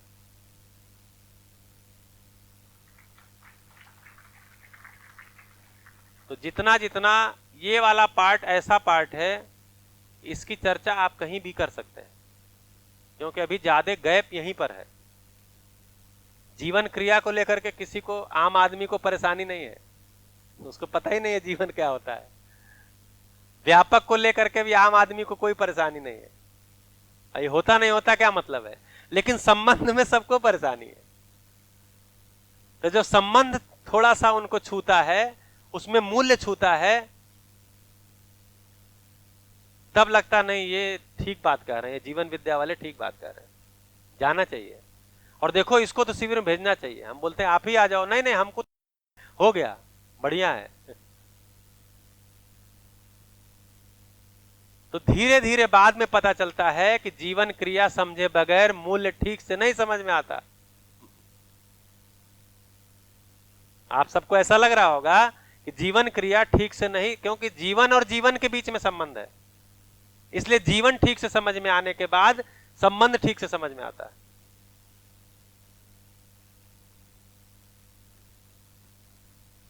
नमस्कार, धन्यवाद। हम सब साथ साथ हैं, ठीक है, हमेशा उपलब्ध हैं। कैंपस में है चाहे नहीं है, अहमदाबाद में है चाहे नहीं है, दिल्ली में है चाहे नहीं है, लेकिन हमेशा साथ साथ ही हैं। आप सभी का बहुत बहुत धन्यवाद।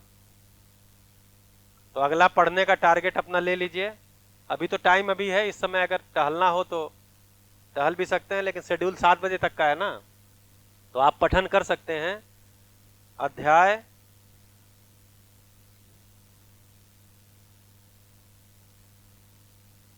चित्त तक ही मूल्य हैं, तो चित्त में देखेंगे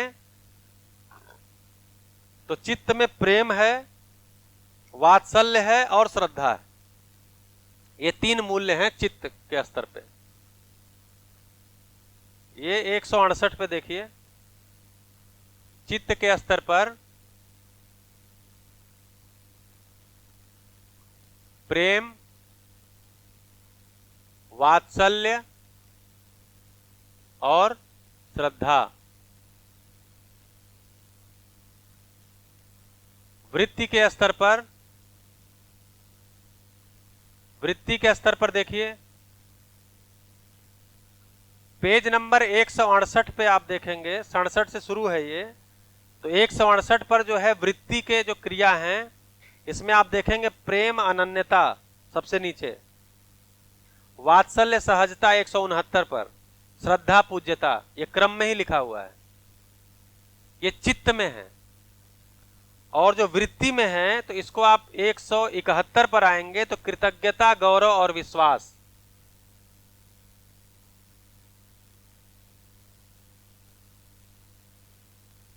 कृतज्ञता, गौरव और विश्वास।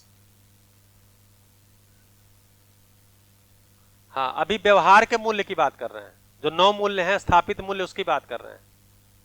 अभी 30 को नहीं कर रहे हैं, अभी केवल जो 9 मूल्य हैं उनकी चर्चा कर रहे हैं, फिर 30 को करेंगे।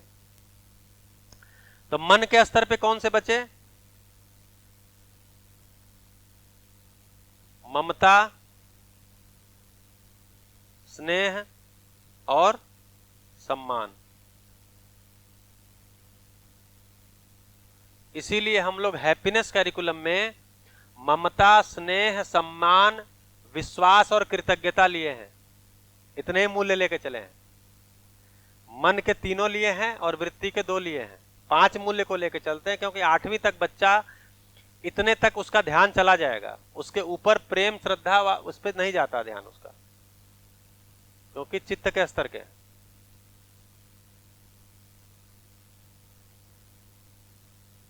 कृतज्ञता, गौरव और विश्वास किसमें? हैप्पीनेस में। वृत्ति के स्तर पर कृतज्ञता, गौरव, विश्वास। श्रद्धा तो चित्त के स्तर पे है। प्रेम, वात्सल्य और श्रद्धा चित्त के स्तर पे है। अब अगर 30 मूल्य को देखेंगे तो मन के स्तर पर आप देखिए कौन कौन से और मूल्य आ रहे हैं मन के स्तर पे।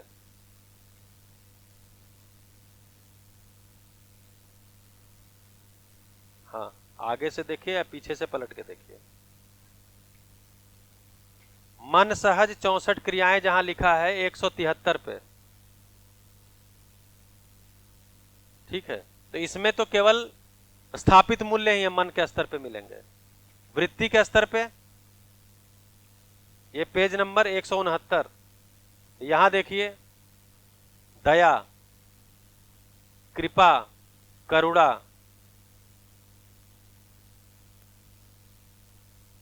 दया, कृपा, करुणा 170 नंबर पे मिलेगा।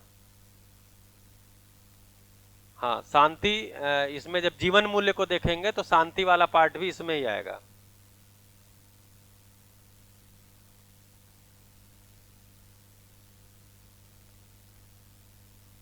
चित्त के स्तर पे देखेंगे तो संतोष और वृत्ति के, बुद्धि के स्तर पे जाकर के आनंद आता है और मन में सुख आता है। मन के स्तर पे सुख।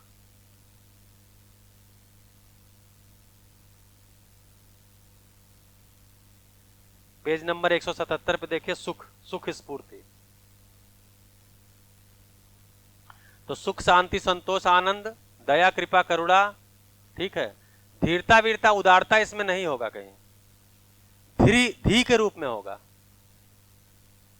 हाँ, धीरता, वीरता मन में, मन के स्तर पे।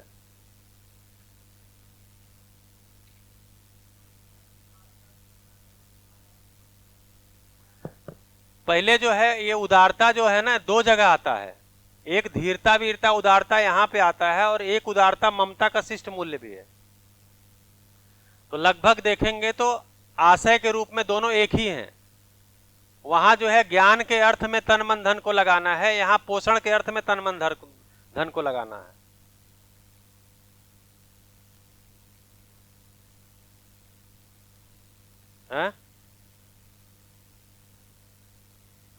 हाँ, बुद्धि का मतलब है वहां धर्म स्पष्ट होता है, व्यवस्था स्पष्ट होती है। चित्त के स्तर पर न्याय स्पष्ट होता है, यानी मूल्यों का, संबंधों का साक्षात्कार होता है, मूल्यों का साक्षात्कार होता है और व्यवस्था का बोध होता है।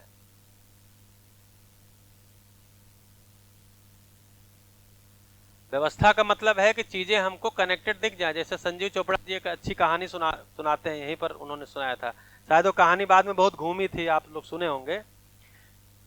हैं? हाँ, 3 मजदूर 3 नजरिए नहीं, वो 3 मजदूर जो पार्क में पेड़ लगा रहे हैं, कि एक पार्क में 3 आदमी हैं और एक आदमी जो है वो गड्ढा खोद रहा है, दूसरा वाला पीछे से गड्ढे में मिट्टी डाल रहा है, तीसरा वाला आकर के उसमें पानी डाल रहा है और ये काम वो करते जा रहे हैं। और ऐसा करते करते शाम हो गया। तो एक आदमी आया और बोला कि भैया आप कर क्या रहे हो? बोले हम लोग पौधे लगा रहे हैं।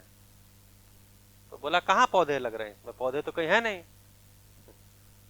तो बोले नहीं, हमको 4 लोगों को आना था, मुझे गड्ढा खोदना था, उसके बाद वाले को पौधे डालना था, उसके बाद वाले को मिट्टी डालना था, फिर पानी डालना था। वो पौधे डालने वाला आया नहीं है, तो हम सब अपना अपना काम कर रहे हैं। तो अब देखिए, काम भी हो रहा है, मेहनत भी हो रहा है, ठीक है, शाम को मजदूरी भी तीनों को मिलने वाली है, लेकिन काम हुआ नहीं है। क्यों? क्योंकि पूरी व्यवस्था को समझ करके और उसमें अपनी पूरकता को नहीं पहचाना जा रहा है, अपना अपना काम कर रहे हैं। तो अभी ऐसे ही हो रहा है, सब अपना अपना काम कर रहे हैं, उसी में मिट्टी बर्बाद, हवा बर्बाद, पानी बर्बाद, संबंध बर्बाद। क्यों? हम अपना काम कर रहे हैं। तो चीजें कनेक्टेड हैं, ये हमको नहीं दिख रहा है, यानी व्यवस्था नहीं दिख रही है, बोध नहीं हुआ है। साक्षात्कार एक एक का होता है, बोध सब एक कनेक्शन में दिख जाता है, एक कैनवास पे चीजें दिख जाती हैं, ये बोध है। अभी आगे और चर्चा होगी जीवन क्रिया पे, अभी एक बार चर्चा हुई होगी, आगे और होगी, फिर आगे होगी, ठीक है, नहीं तो पता चलेगा कहेंगे जीवन क्रिया कराइए। जैसे सुख की परिभाषा क्या है? स्वीकृति के भाव में जीना ही सुख है। स्वीकृति के भाव में जीना ही सुख है। लिख दिया ना मैम, लिख दिया ना, स्वीकृति के भाव में जीना ही सुख है। अच्छा, आपके सामने बोले हैं, अगर मान लीजिए कोई इसको सुना नहीं है और आकर के इसको देखेगा तो क्या बोलेगा? स्वीकृति लिखा है, भाव लिखा है, जीना लिखा है, सुख लिखा है, क्या लिखे हैं आप? अच्छा, स्वीकृति कोई चीज होती होगी, हाँ हाँ, उसको आपने लिखा है। भाव कोई चीज होती होगी, उसको आपने लिखा है। जीना ये भी कुछ बात है, उसको आपने लिखा है। सुख ये कुछ होता है, उसको आपने लिखा है। अब वो तो ये नहीं समझ रहा है कि इसको किसी कनेक्शन में लिखा है, तो कनेक्शन पकड़ में आएगा। इसको अलग अलग समझते हैं, यही साक्षात्कार है। स्वीकृति को अलग समझते हैं, भाव को अलग समझते हैं, जीना अलग समझते हैं, सुख अलग समझते हैं, भाव है। जब हम इसको समझते हैं स्वीकृति के भाव में जीना ही सुख है, एक साथ, यही बोध है। तो अस्तित्व में अलग अलग चीजों को जो हम समझते हैं, मूल्यों को, यह साक्षात्कार है। पूरा एक कैनवास पे दिख जाना, यानी व्यवस्था दिख जाना, उसको बोध बोलते हैं।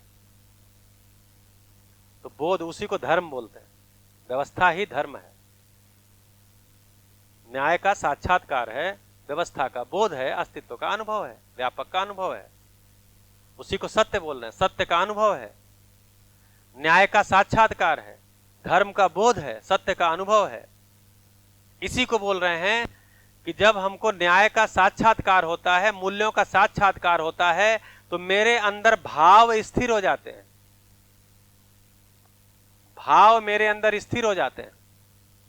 जब साक्षात्कार क्रिया पूर्ण होती है, साक्षात्कार के आधार पर जब मेरा चिंतन से चीजें आने लग जाती हैं, तो मेरा भाव स्थिर हो जाता है। मेरे अंदर जो भाव अभी हिल डुल रहा है, उछल रहा है, कूद रहा है, वो स्थिर हो जाता है। भाव के स्थिर होने से मेरा विश्लेषण बदलता है, मेरे विचार निश्चित हो जाते हैं। भाव स्थिर हुआ तो विचार निश्चित हो जाते हैं, और विचार निश्चित हुआ तो कार्य व्यवहार मेरे लिए भी सुखदायी होता है, दूसरों के लिए भी सुखदायी हो जाता है। तो काम कहां करना है? भाव की स्थिरता पर। हम क्या करते हैं? ऐसे कर रहे हो, ऐसे मत करो, ऐसे करो, ठीक हो जाएगा। ऐसे कर रहे थे, अब ऐसे, जैसे एक व्यक्ति कहीं पर खोद खोद के कोयला निकाल रहा है जमीन में से, तो कोई गया, बोला यार तुम ऐसा काम, गलत काम कर रहे हो, कोयला निकाल रहे हो, ठीक नहीं है। कोयला तो धरती के अंदर है, और वो धरती के ताप को पचाती है। धरती के अंदर भी आग लगी हुई है, उस गर्मी को पचाती है, ऊपर से भी आ रहा, उसको पचाती है, ब्लैक बॉडी के रूप में काम करती है, और वो उसको पचाती है, और धरती उसके अंदर अंदर छुपा के रखी है। कोयला मत निकालो। बोलता हाँ आप सही बात कर रहे हो, कोयला निकालना गलत है। बोले हाँ जी बिल्कुल गलत है, मत निकालो। बोलता आज के बाद मैं कोयला नहीं निकालूंगा। वो नहीं निकालता है, फिर जाके पेड़ काटना शुरू कर देता है, धड़ाधड़ पेड़ काटना शुरू कर देता। फिर कोई जाता है, बोलता है देखो पेड़ काट रहे हो, ठीक नहीं है। पेड़ जो होते हैं वही हमको प्राण वायु देते हैं, वही जीव जंतुओं को भी प्राण वायु देते हैं, और पेड़ का होना जरूरी है। पेड़ काटोगे तो ठीक नहीं है, इससे प्रकृति असंतुलित होगी और अंत में हम ही असंतुलित होंगे। बोला बिल्कुल सही आप कह रहे हो, पेड़ काटना ठीक नहीं है, अच्छी बात आप कह रहे हो। वो बंद कर देता है, फिर जाकर के मोटे मोटे बोरवेल करके सारे पानी नीचे से निकालना शुरू कर देता है। ये क्यों कर रहा है? देखिए, जब उसका ध्यान आप दिला रहे हैं तो केवल एक पक्ष पे दिला रहे हैं। तो जो वो लोग बोलते हैं कि आदमी गलती से सीखता है, ऐसा प्रचलन में चलता है, शिक्षा में और ज्यादा चलता है कि आदमी गलती से सीखता है। तो गलती से क्या सीखता है कि अब ये वाली गलती नहीं करनी है, बाद में उससे बड़ी गलती करता है। अभी यही होते आया है ना, गलती से केवल इतना सीखता है कि ये वाली गलती नहीं करना है। क्योंकि व्यवस्था का बोध नहीं है, इसलिए फिर उससे बड़ी बड़ी गलतियां करता है। भाई छोटे मोटे पटाखे छोड़ता था, आपने कहा ये ठीक नहीं है, इससे प्रदूषण होता है, छोड़ के वो एटम बम भी बनाना शुरू कर दिया। तो छोटी छोटी गलतियां, तो हम क्या करते हैं कि अगर व्यवस्था, जब तक बोध नहीं होगा व्यवस्था का, तो गलती से सीखेगा नहीं। गलती से केवल इतना सीखेगा कि अब ये वाली गलती नहीं करनी। तो भाव पे काम करना है, इस पे काम करना, इसी को ट्रेनिंग बोलते हैं। कार्य व्यवहार को बदलते रहना, इसी को ट्रेनिंग बोलते हैं। ऐसे पढ़ाते थे, अब ऐसे पढ़ने लग जाओ। मैं 20 साल से 22 साल से शिक्षा में काम करता हूं, टीचर्स की ट्रेनिंग मॉड्यूल बनाने से भी जुड़ा हुआ हूं। वहां बस यही होता है कि सारा कंटेंट वही है, अभी उसको ऐसे पढ़ाते थे, अब उसको थोड़ा एक्टिविटी से पढ़ाओ। बीच में एक दौर चला था, प्राइवेट स्कूल में तो नहीं पता है, सरकारी स्कूल में बीच में एक दौर चला था कि टीएलएम से पढ़ाना है, टीचिंग लर्निंग मटेरियल से ही पढ़ाना है। तो टीचर्स जो है वो टीचिंग लर्निंग मटेरियल ही बाद में पढ़ाने पे बोझ गया, जबरदस्ती घुसाना शुरू कर दिया टीचिंग लर्निंग मटेरियल। क्यों? क्योंकि नहीं, टीएलएम से ही पढ़ाना है। फिर ऐसे तो कुल मिला करके वो सारा चीजें करते करते करते आज आ गया है ब्लेंडेड अप्रोच, इससे पढ़ाना है सारे सिस्टम में। ब्लेंडेड मतलब मिक्स, मतलब कुछ यूट्यूब से पढ़ाएंगे, कुछ इंटरएक्टिव सेशन चलेंगे, कुछ क्लासरूम चलेगा। अभी जब मुझे ये सारा भाषा क्यों पकड़ में आया, क्योंकि यूपी में जब मीटिंग हुआ तो हमने कहा कि अभी टीम तैयार ही नहीं है, किताब लिखने को आप कह रहे हो और 1.5 लाख स्कूल में चलाने को कैसे चलेगा। तो जिम्मेदार अधिकारी बोलते हैं उसकी चिंता मत करिए, हम ब्लेंडेड अप्रोच ले लेंगे। अब इसका क्या ब्लेंडेड अप्रोच लेंगे आप? आदमी खड़ा करना पड़ेगा, ये ब्लेंडेड से चलेगा क्या? नहीं तो YouTube पे तो मानव व्यवहार दर्शन के हर चैप्टर का अध्ययन का वीडियो उपलब्ध है, सुनिए। तो अब आपको सुनना काम करेगा जब एक बार आप उसको पढ़ लेंगे।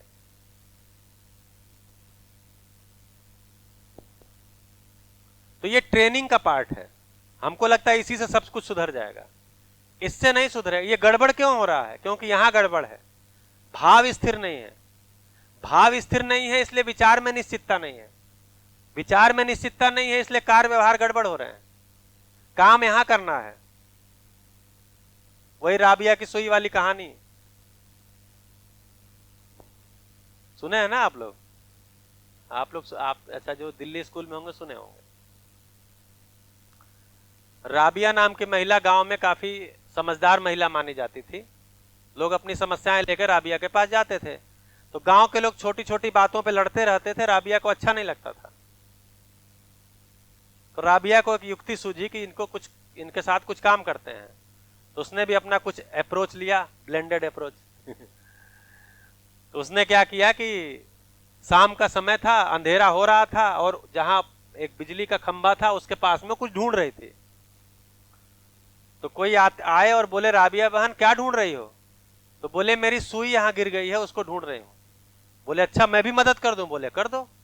वो भी ढूंढने लग गए।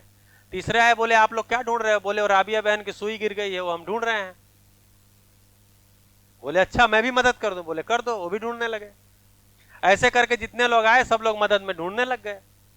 एक व्यक्ति आया, थोड़ा राहुल जी जैसा समझदार व्यक्ति थी, उसने हाँ अभी अरेस्टो जैसा नहीं बोले हैं।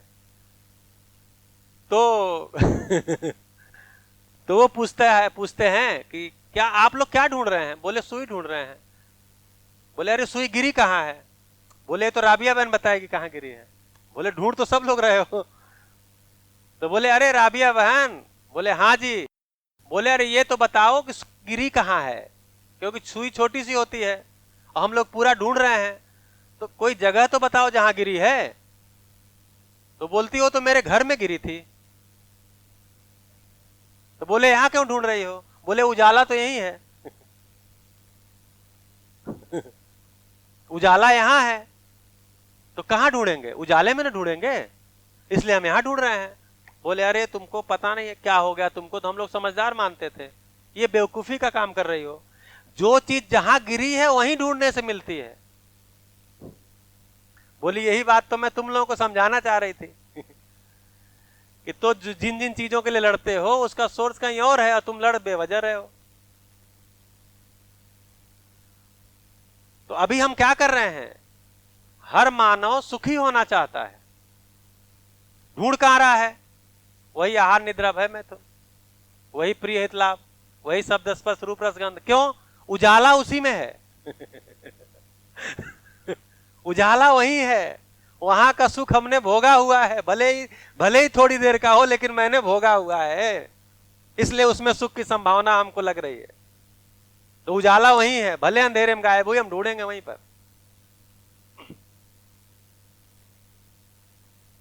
तो यहां काम करने से नहीं होगा, सुई यहां गिरी है, काम यहां करना पड़ेगा।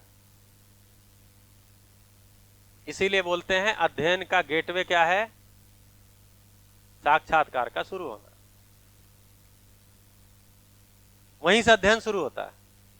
उसके पहले 4.5 क्रिया है, उसमें तो हम विज्ञ हैं, सुज्ञ हैं, विशेषज्ञ हैं, उसके तो हम महारथी हैं, है कि नहीं? इसलिए उसमें अध्ययन, तो सोम भैया बोलते हैं जिंदा रहने की धरातल का एक बूंदी भी जीने के धरातल पे नहीं जाता। मैक्सिमम संवेदनशीलता ही रहेगी बनी हुई 4.5 क्रिया में।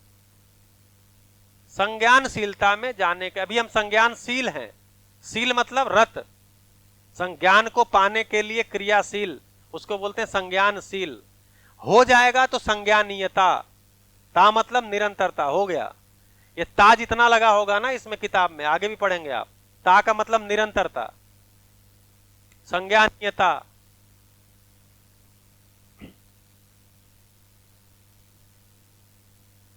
तो वो गेटवे है साक्षात्कार। अब ये कैसे होगा? तो साक्षात्कार का मतलब चित्रण में क्या है?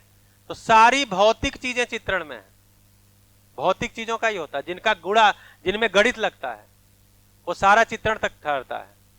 साक्षात्कार में एक भी भौतिक चीज की जरूरत ही नहीं है, वहां निरंतर चीजें ही है, निरंतर चीजें ही है, निरंतर चीजें ही है।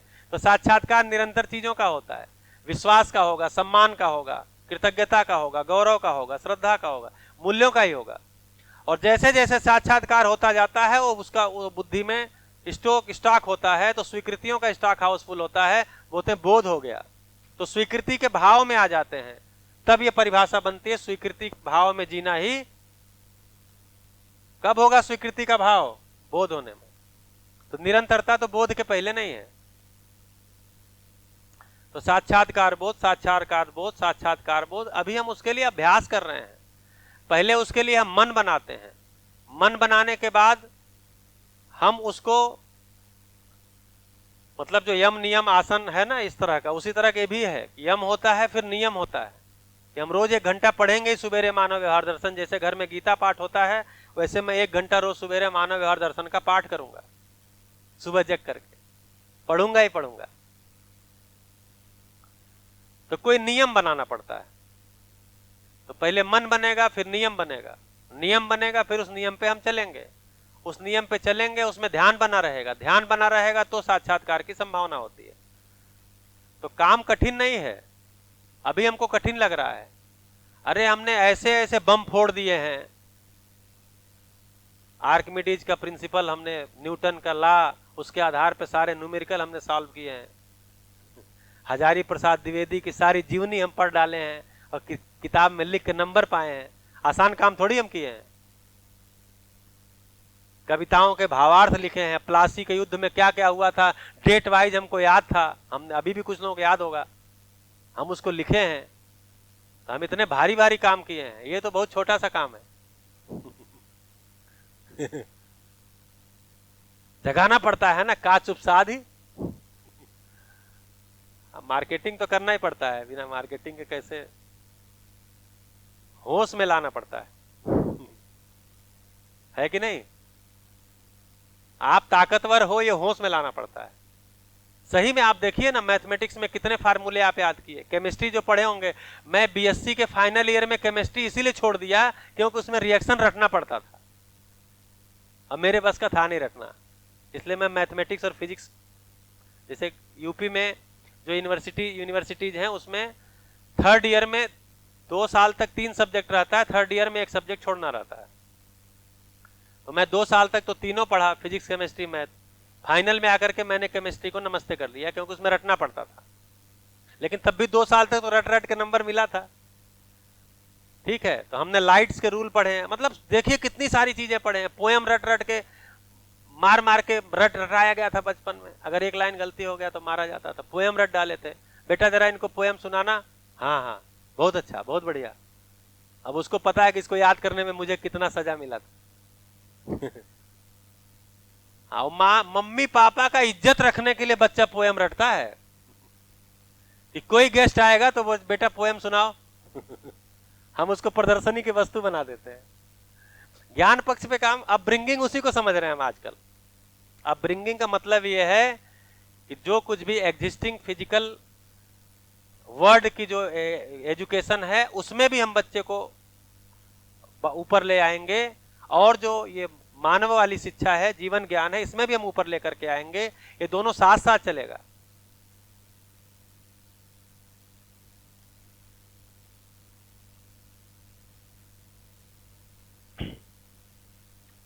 अभी जब मैं यूपी के काम को छोड़ा हूं और हमसे जब बात हुआ तो बोले कि आप क्यों काम मतलब क्यों इससे बाहर निकलना चाह रहे हैं।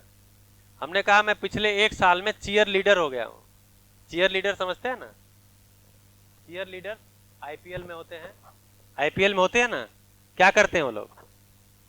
जैसे ही चौवा लगा वो प्रकट होकर डांस कर लेते हैं, फिर उनका काम खत्म हो जाता है। फिर 6 कोई मारा, फिर वो प्रकट होकर डांस कर लेते हैं। तो बोले पिछले 1 साल में आप मेरा 6 प्रेजेंटेशन करवा चुके हैं। चौवा छक्का हमको नहीं लगाना है, वो सब जा जाके बता रहे हैं सीएम तक, यहां तक सबको हम ये काम शुरू कर रहे हैं, हम मूल्यों पे आधारित ये कर रहे हैं। उस जगह पे फेस नहीं बनाते हैं। वो चीयर लीडर वाला काम हमको पकड़ा दिए हैं, लैपटॉप लेके प्रेजेंटेशन दे दो। हमने कहा भैया ये हमारे बस का नहीं है। प्रोफेशनल मैं नहीं हूं कि मैं लैपटॉप टांग के प्रेजेंटेशन रोज करता रहूंगा। तो कुल मिलाकर के शिक्षा में जो काम करने का मुद्दा है, ये भाव पर ही काम करने का मुद्दा है। यही स्थिर होना है। जो जीवन क्रिया में जो ऐसे ब्लॉक बनता है, B1 और B2 बना होगा ना, तो इसकी जो कपलिंग है, अभी क्या है, अगर ये जुड़ा नहीं है तो यहां से धक्का मारेंगे तो टेढ़ा हो जाएगा। हाँ, यहां से धक्का मारेंगे टेढ़ा हो जाएगा, यहां से धक्का मारेंगे टेढ़ा हो जाएगा। लेकिन अगर यहां कपलिंग हो गई तो अब मारते रही धक्का। यही भाव की स्थिरता है, यहीं पे साक्षात्कार क्रिया है, यही शुरू होना है। ये कपलिंग होगा तब ये ब्लॉक स्थिर होंगे। तो भाव की स्थिरता से विचार की निश्चितता होती है, विचार की निश्चितता से कार्य व्यवहार मेरे लिए भी सुखदायी होता है, दूसरे के लिए भी सुखदायी होता है, और प्रकृति के लिए संतुलनकारी होता है। शिक्षा से उपलब्धि क्या होनी चाहिए? तो शिक्षा से उपलब्धि होनी चाहिए स्वयं में तनाव मुक्ति, परिवार में कलेश मुक्ति, समाज में भय मुक्ति, प्रकृति के साथ असंतुलन मुक्ति। इसी को बोला सा विद्याया विमुक्त है। विद्या वो है जो हमको मुक्त कर दे, किस चीज से? तनाव से मुक्त कर दे, कलेश से मुक्त कर दे, भय से मुक्त कर दे, असंतुलन से मुक्त कर दे। अभी जितने पढ़े लिखे ज्यादा उतना ज्यादा तनाव में, कम पढ़े लिखे कम तनाव, ज्यादा पढ़े लिखे ज्यादा तनाव। तो पढ़ाई हम इसलिए कर रहे हैं कि तनाव और ज्यादा हम झेल सके। पढ़े लिखों के कारण, तो अगर मैं पढ़ा लिखा हूं तो मैं तनाव मुक्त हूं, मैं पढ़ा लिखा हूं तो मेरे कारण कलेश नहीं होगा, मैं पढ़ा लिखा हूं तो मेरे कारण कोई भय नहीं होगा, मैं पढ़ा लिखा हूं तो मेरे कारण कोई असंतुलन नहीं होगा। अभी तो पढ़े लिखों के कारण ही असंतुलन हो रहा है, पढ़े लिखों के कारण ही समाज में भय पैदा हो रहा है, पढ़े लिखों के कारण ही परिवार में कलेश हो रहा है, पढ़े लिखे लोग ही ज्यादा तनाव में दिख रहे हैं। तो जो शिक्षा से उपलब्धि होना चाहिए वो नहीं हो रहा है। अब कहां मुक्ति हो रही है? इसका मतलब यह भाव पे काम नहीं हो रहा है, और उसी भाव को मूल्य बोला जाता है। मूल्य पे काम नहीं हो रहा है। काम हो भी रहा है तो एक तरह से उसको रटा दिया गया। जैसे आप हमारे अभी कोई परसों पूछ रहे थे या कल सुबह पूछ रहे थे कि मूल्य हमको समझना है, क्योंकि स्नेह और प्रेम में हमको संबंध अंतर समझ में नहीं आता। तो अगर ठीक से आप मूल्य को नहीं समझ रहे हैं तो आपको सब एक ही जैसा लगेगा। विश्वास बोलेंगे, कुछ पकड़ नहीं आता विश्वास होता क्या है। सम्मान बोल रहे हैं तो पकड़ में नहीं आ रहा कि सम्मान होता क्या है। स्नेह बोल रहे हैं तो पकड़ में नहीं आ रहा स्नेह होता क्या है। तो स्नेह, प्यार, ममता, वात्सल्य सब एक ही जैसा लगता है। तो लास्ट में तो है एक ही जैसा, लेकिन अलग अलग संबंधों में हम उसका अलग अलग कैसे अभ्यास करेंगे। वो जो अलग अलग संबंधों में जो अलग अलग प्रकार का स्वाद आ रहा है, उसी को नाम दिया गया है विश्वास, उसी को ममता, वात्सल्य, श्रद्धा, गौरव, वो नाम है।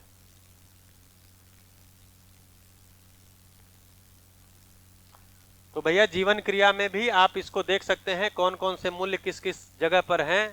तो जिस जगह पर जो मूल्य है वो क्रिया एक्टिवेट होनी होगी। चित्त यानी साक्षात्कार शुरू होगा तो ही प्रेम, वात्सल्य और श्रद्धा। अभी हम श्रेष्ठता पहचानते कहाँ हैं? श्रद्धा का मतलब श्रेष्ठता की स्वीकृति। श्रेष्ठता की स्वीकृति कहाँ होती है जल्दी? या तो हम श्रेष्ठता पहचानते नहीं हैं, और पहचानते हैं तो उससे कोई हमारी जेलसी हो जाती है, हम स्वीकार नहीं पाते। अच्छा ये है, वही वहां रहता था, अच्छा ये बोलता है, इससे पढ़ने जाते हो, आपको इसके बारे में पता है कुछ?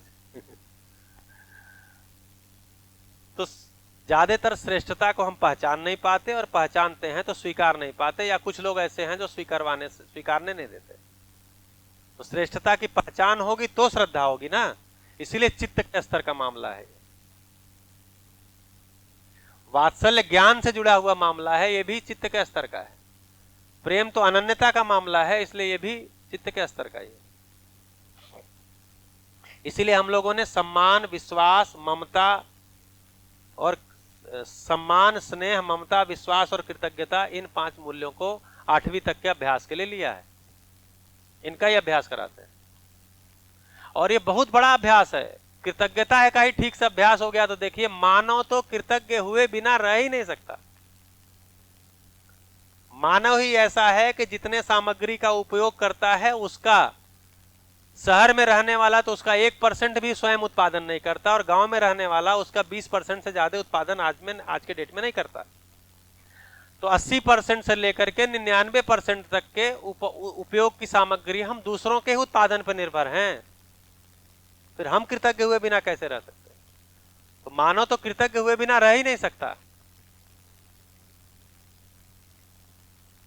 हाँ जी, कृतज्ञता है, कृतज्ञता नहीं है, इसलिए ट्रेन क्यों जलाते हैं? ट्रेन किसके लिए है? सरकार ने जो ट्रेन चलाया है, किसके लिए चलाया है? मेरे लिए चलाया है। जब जनता बोल देते हैं ना, तो फिर वो दूर हो जाता मामला। हम भी जनता ही है ना। तो ट्रेन किसके लिए चलाया है? मेरे लिए चलाया है, जिससे कि मैं सुविधाजनक ढंग से उसमें बैठ के कहीं चला जाऊं, और उसका जो भी भाड़ा सरकार ने तय किया वो दे दूं। उसी ट्रेन को हम पेट्रोल लगा के जला दे रहे हैं। सड़क किसके लिए बनाया है? कोई सरकार हो, सरकार से मतलब नहीं किस पार्टी के कौन राजनेता है, लेकिन सड़क किसके लिए बनाया है? मेरे लिए। उसी सड़क पे हम गड्ढा, हमारे यहाँ शादी, जैसे शहरों में क्या होता है, हमारे यहाँ गोरखपुर में, आपके यहाँ दिल्ली में नहीं होता होगा, नहीं दिल्ली में तो होता है, मैंने देखा है। तो जहां जहां देखे हैं वहां का बोल देंगे होता है, जहां नहीं देखे वहां के लिए क्षमा मांग लेंगे, क्योंकि होता होगा तो आप समझ लीजिएगा। हमारे यहाँ कोई शादी फंक्शन है तो सड़क को खोद करके उसमें खंभा गाड़ के हम अपना टेंट लगा लेते हैं, और फिर खंभे को उखाड़ करके उसको छोड़ देते हैं, फिर सड़क वहीं से टूटना शुरू हो जाती है। जबकि किसके लिए बनी थी सड़क? मेरे लिए। कितना श्रम लगा था, कितना साधन लगा था, कितने मानव उसमें लगे हुए थे, तब वो बना है। हम एक झटके में उसको, तो ये क्या है, हम यही है। अब कृतज्ञ, अगर केवल कृतज्ञता तक भी ध्यान पहुंच गया, बहुत बड़ा ध्यान है। क्योंकि ममता और विश्वास, ममता, स्नेह, सम्मान, ये सब भी बाबा जी लिखे हैं। कृतज्ञता नहीं है तो आप ड्राई हैं। फिर जो मानव कृतज्ञ नहीं है वो शुष्क हो जाता है, ड्राई हो जाता है, उसके अंदर और कोई मूल्य प्रवाहित हो ही नहीं सकते, ऐसा लिखे हैं।